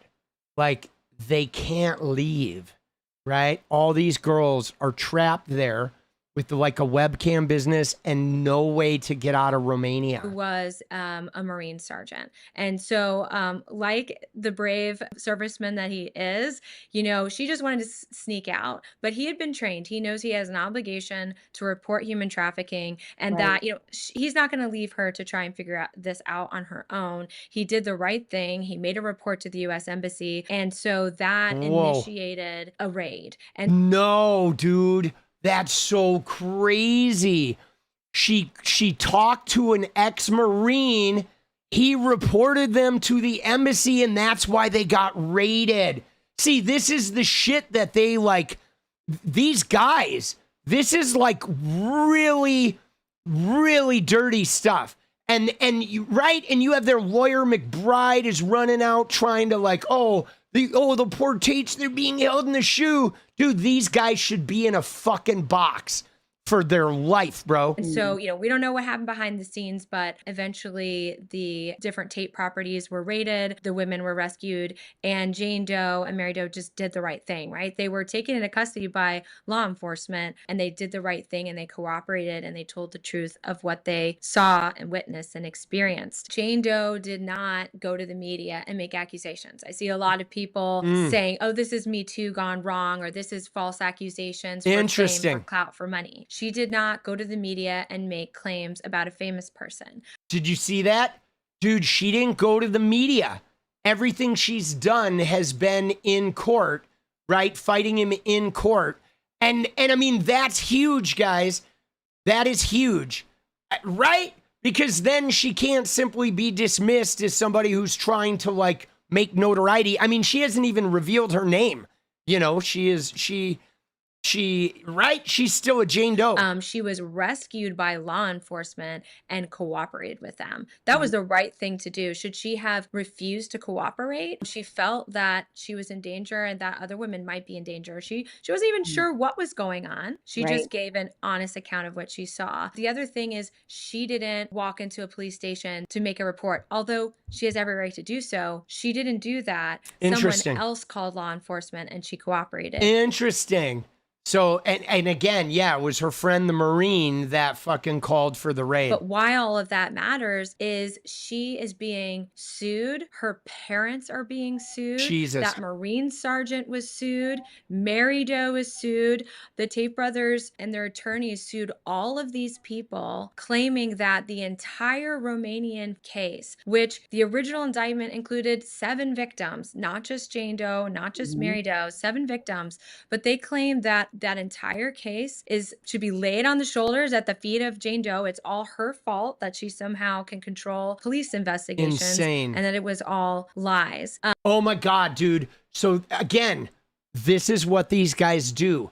Even with that, they get raided. Okay. The Marine calls the embassy reports it to the Romanian police. All of the Tate properties get raided. They discover all these women being basically kidnapped and held there, right? Forced to webcam and stuck in Romania, some from the US, no way to get out. And then the minute that happens and the girls cooperate and just tell everything they know about this shit, the Tates then go on a lawsuit frenzy with their huge, powerful lawyers, right? Millions of dollars. And they get these lawyers to then browbeat and attack the families, including like they always hire private investigators. They try to dig up smears or anything they can about the people's like private lives, if they can get them fired or ruin their jobs or create some public spectacle. I mean, this happens when a woman gets raped by a really wealthy guy. He will sue her for fucking defamation. And then she has to try and figure out how to go through like a 3-year court case, right? It's just easier to give up and go away. It's so brutal, man. Man, these guys need to be put away like forever. And so she has been fighting for her life since then. And it wasn't just a lawsuit. She also faced unbelievable online harassment from the Tate brothers fan base, which is massive. She received deluge of threats, including death threats, so that she had to shut down all her social media. She's been living in hiding let me just since tell you. this happened in 2022. Let me just tell you, dude, it was 2022. I felt the wrath of like the Tate heads in 2022. That's when, in July of 2022 is when I did that debate with him. And then they started making all this TikTok content and the gamer kids tried to cancel me. Dude, for months, I was getting death threats. I was getting people sending me pictures of my house and shit and threatening me. It was wild, dude. I can't even imagine what it's like for a girl who had been, trafficked there and is trying to stay out of the limelight. Like, it was nuts. It was one of the most insane, like, negative experiences that was like really hard to not cave in mentally during that, because they were attacking my gaming Twitter accounts. They were attacking my streams. They were like sending me all kinds of DMs and shit. And every time I got on TikTok, there would be like, video after video after video of like personally vilifying me. I mean, it was pretty crazy. And I did something way less severe. I just told this guy off and like told him to go fuck himself, Wow. It's 2026. She truly lives in hiding, constantly worried that, one of the crazed Tate fans or someone in this network is trying to find her. And, she doesn't know what would happen. Is she going to be further harassed, doxxed, smeared, lied about, or even harmed? She doesn't know. She's terrified and she hasn't been able to move on with her life. I mean, it's horrifying, truly. And to put this pressure on her parents too, who did, in my opinion, did nothing wrong, is just, it's really unbelievable. She has been defending that lawsuit and filed a countersuit and alleges that this was all a witness intimidation campaign. Absolutely. Which it all is. the things that they're claiming about 100%. her are not true, and they're just being used to hurt her. And the suing of her parents was used to put leverage on her and to hurt her. So it's been an unbelievable battle. Dude, that is crazy. And meanwhile, though, guys, you ready? Meanwhile, what the Tates are doing, this is the same shit Trump does. Attack people with an army of lawyers, attack people with defamation, throw all kinds of legal shit at them, or send somebody to go confront them in a parking lot and be like, are you so-and-so? Like, you should probably not fucking pursue this legal action. I mean, they do this shit, guys. Like, and look at what Andrew Tate is doing, though, simultaneously. He's a fucking pussy, too. He blocked me. But he's like, this attack is politically motivated. It's a punishment for empowering men. A punishment for giving men the spirit to say enough is enough. You fucking bitch-ass human trafficker. Right? You bitch-ass human trafficker, dude, crying about this shit. Where is he crying? Let's see his cries. Dude, day 18 in the shoe, right? This is punitive housing for people who murder their cellmates. No commissary, no phone calls, no yard time. I am innocent until proven guilty. Extradition detainee. I am an American citizen. Why am I here? Oh, boo, boo, boo. Boo, boo, boo. You fucking bitch. Right? And then you got your little fucking lawyer. Your fucking weird mafioso fucking lawyer. This fucking pinhead dude. The turnip in a fucking suit. He's out here. Right? He is out here, right? Fucking trying to use Candace Owens and shit. Ben the Beast writes, huge fan of yours and Andrew Tate. I love the interview that you did with him. What are your thoughts on his most recent arrest? In my opinion, it's another Matrix attack. Keep up the amazing work. So I had gotten very, like, whenever I comment on things, I always want to take the time to read files and understand what's happening and offer my, like, I guess, non-legal perspective. Like, I'm definitely not a legal professional, but I do feel like I understand legal documents. And I was very much involved in reading through his Romanian documents when the charges were against him. And I said, this case is going to fall apart. And people came. Dude, is she going to stump for Tate? I think she might, dude. Isn't that crazy? Like, fuck her, bro. If she does this, like, fuck her. I mean, she already stumped for Trump, and now she's going to maybe stump for Tate. Like, if she ends up stumping for Tate on this, she needs to be run into the ground. At me and we're like, how could you? And then the case fell apart. I'd never seen such clear evidence that the girl, there were actual literal text messages in WhatsApp of her describing what she was doing and trying to get a free ride to Paris or London. And so I gave my opinion on that because I felt like my opinion. Mind you, there's like many girls. Okay, there are many girls. Educated. I have not had time, given everything that's going on, to look into the UK case. I always felt like Romania was kind of holding him because the UK wanted them. And so I've just been, the only thing I know right now are the headlines, which is like, this is a case from just like Russell Brand. It's like a long time ago. I need to go through the documents, and I am intending to do that and to give my opinion on what's actually happening in the UK. Yeah, I don't understand why people listen to this woman. She is so fucking boring, guys. Seriously. Like, listening to her, her voice is so fucking monotonal, boring. There's no excitement. It's like, dude, she just meanders. It's like, I'm going to take 4 minutes to say something, and then at the end of it, you're just like, why did I waste 4 fucking minutes? Bro. Obviously, it is utter madness that Andrew and Tristan Tate are in solitary confinement, dude, Andrew and Tristan are in solitary confinement. They're in the shoe, Candace. Everybody in the special housing unit is in fucking cells, and they're human traffickers with multiple fucking victims. You fucking clown. Okay, you idiot. You think you're getting special treatment because you're like sabotaging Erica Kirk? Fuck that. If you come out and become a rapist defender, if you come out and become a human trafficker defender because you're trying to monetize their crowd, like, we are going to fucking bring you down, Candace.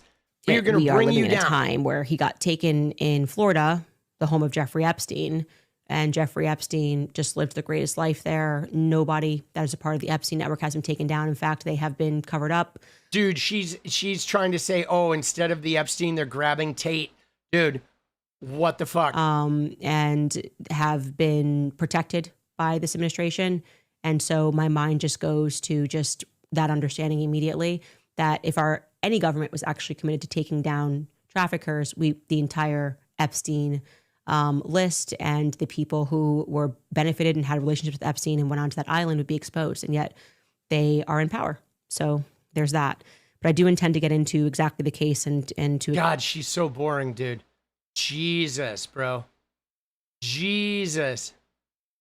Right? There are cameras in the rooms where we meet with Andrew and Tristan. Yeah, no shit, Joe McBride. Dude, they have all these fucking stupid AI photos. It's like, yo, dumbass. Your trafficking rapey bitches are in fucking prison, dude. They're in a special federal unit for like high flight risk fucking notorious criminals. Like, yeah, there's cameras. You guys are recorded. There's no fucking privacy. You guys are being watched. Absolutely. As it should be. You guys shouldn't have any, like, you know what I'm saying? Like, you guys are conniving and commiserating. Like, give me a fucking break, dude. Dude, screw these guys. I have no fucking no sympathy for these guys whatsoever. Okay? None. I mean, you saw this. Dude, you saw this shit. There are very real victims. Okay? Very real victims. Women that have been fighting these guys in court that were trafficked and held against their will in foreign countries. Like, man, they're still under attack from these guys. We're bringing these guys down. I don't think it needs to be mutually exclusive.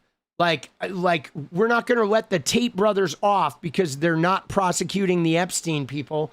The Tate brothers are in cahoots with the Epstein people, and they have been for some years. Okay, Donald Trump, it is like the Trump files that Epstein happens to be in. Dude, crazy shit. I'm standing with the women. Dude, the UN have welcomed their extradition.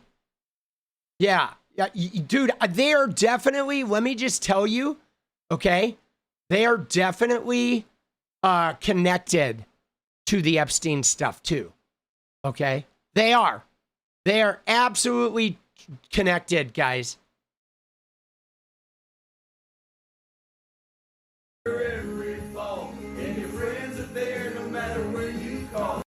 Dude, look at these guys though. Justin Waller, Tristan Tate, and 𝗙cie𝗶𝗶𝗀𝗏. These idiots. Wait, is that 𝗙cie𝗶𝗶𝗀𝗏? That looks like 𝗙cie𝗶𝗶𝗀𝗏. It might be somebody else. I can't tell if it's 𝗙cie𝗶𝗶𝗀𝗏. Is 𝗙cie𝗶𝗶𝗀𝗏 really that ugly? Is that 𝗙cie𝗶𝗶𝗀𝗏? God damn, dude. If that's 𝗙cie𝗶𝗶𝗀𝗏, he is an ugly motherfucker. It is, yeah, it's him. Dude, he's so ugly, bro. Dude, he looks like he has no teeth. No, but for real, I need some deja vu. Yeah, we're getting it. May money, we did. We got the fucking, we got it. We're deja vuing in like 1 minute here. Dude, we got, this is crazy shit. What is this? What is this stuff, dude? Look at this.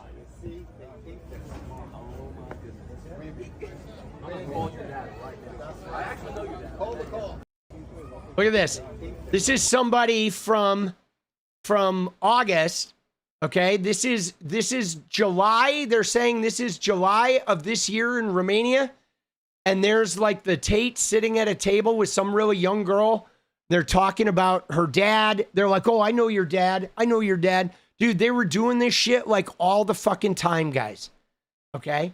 This was their MO, to go out with money and to look for young girls that were like traveling alone, or they would go to the US and meet girls that they met online. They were always like doing this shit online, using their online fame and money in order to like lure young girls out to dinner and shit. And then they just try to get them to the compound, and then the girls are stuck.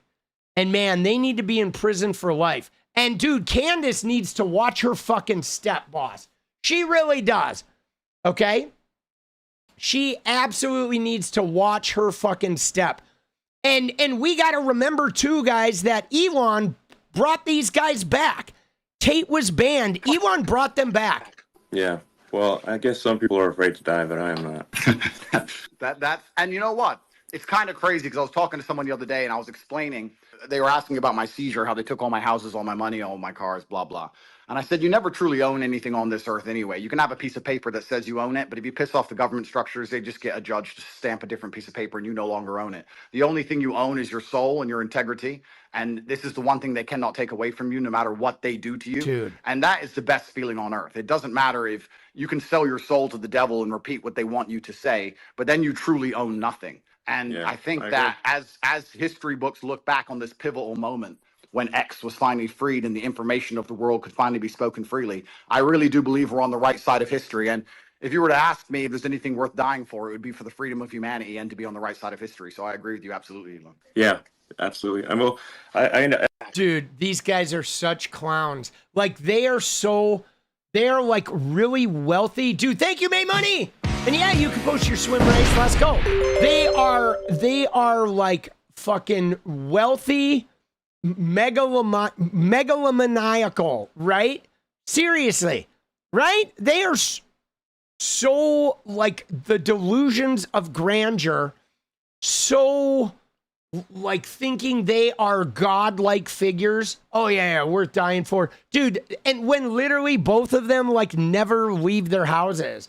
They just sit there, right? You know what I'm saying? They have each of them has this tiny insular group, and they are like confined, like wealth stealing people. That's what they do. Like Elon and Tate both sit as shut-ins in their fucking whatever ivory towers, and they take other people's wealth, and then they use that shit and their power to try and like buy people and disturb governments. And try to fucking, you know, fuck around and disturb and jostle as many people as they can. But they're idiots, dude. They're like 12-year-olds with way too much power and money. Way too much, man. And then Elon, though, like put these guys back on Twitter, and he does nothing but promote their shit, right? You know what I'm saying? All right, it's time though, guys. You ready? It's time for a little deja vu. I don't know how good it's gonna be. Like I said, my body is wrecked from the shingles vaccine and trying to fix that tree in the backyard.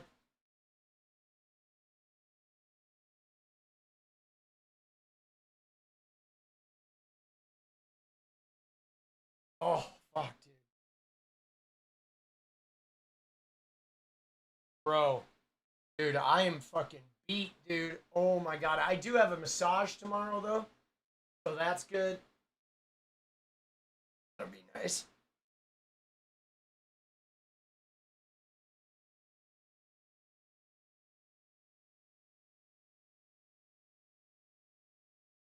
Yo, ho, ho, ho. Let's go.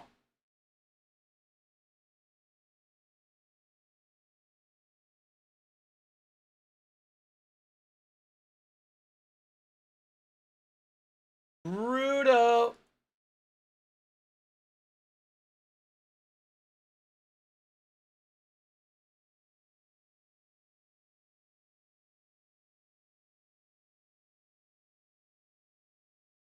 All right, you ready? Let's fucking go, baby. Dude, I didn't get everything I wanted done, but considering what a wreck I've been for the last 2 days, I feel pretty good about tonight. Now let's dance, guys. We're gonna give it what we got, all right? I can't promise anything. We're gonna cut a rug. Just remember, we are in renewal, baby. The Democratic Party here in America, we are going through a period of renewal, and it is going to work out, man. I just know it, dude. I'm feeling real hopeful. All right? We got some fighters, boss. We got some fighters.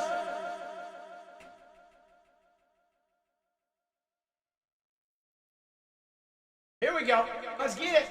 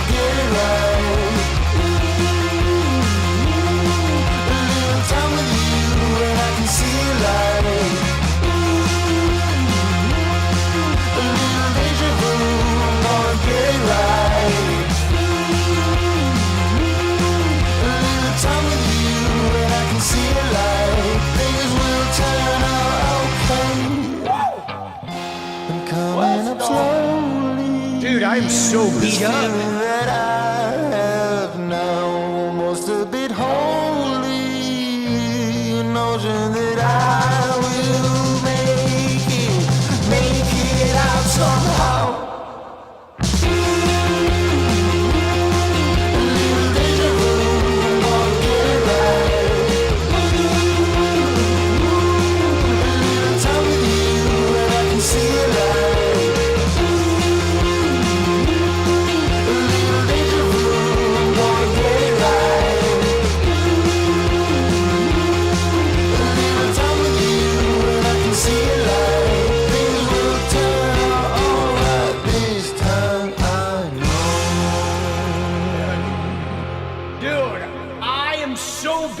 Bro.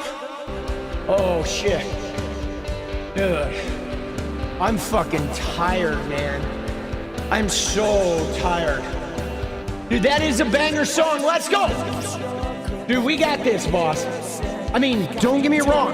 We got a lot of fight ahead, but that's okay, dude. Fighting for what you believe in is like, it can be very satisfying work, man.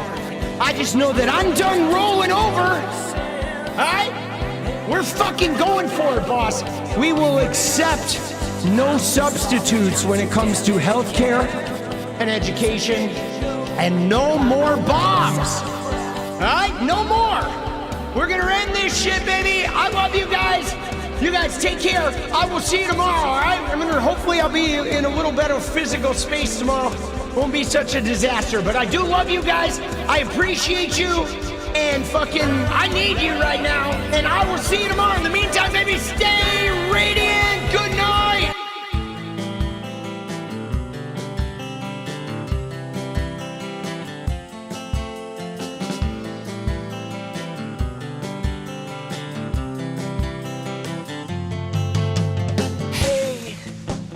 I just want to change the world. I just want the perfect girl. I don't want to hang around, I'd rather be found. It gets better, I wonder, my pleasure together. Everyone's waiting, anticipating.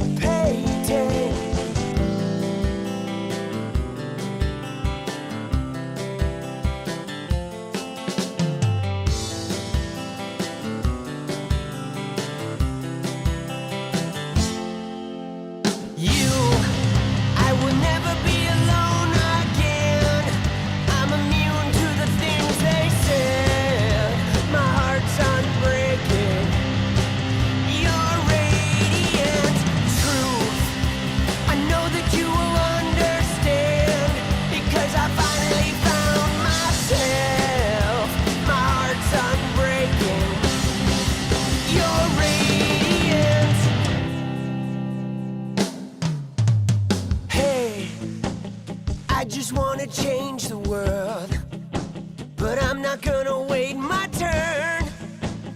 I don't ever want to come down, I'd rather be found.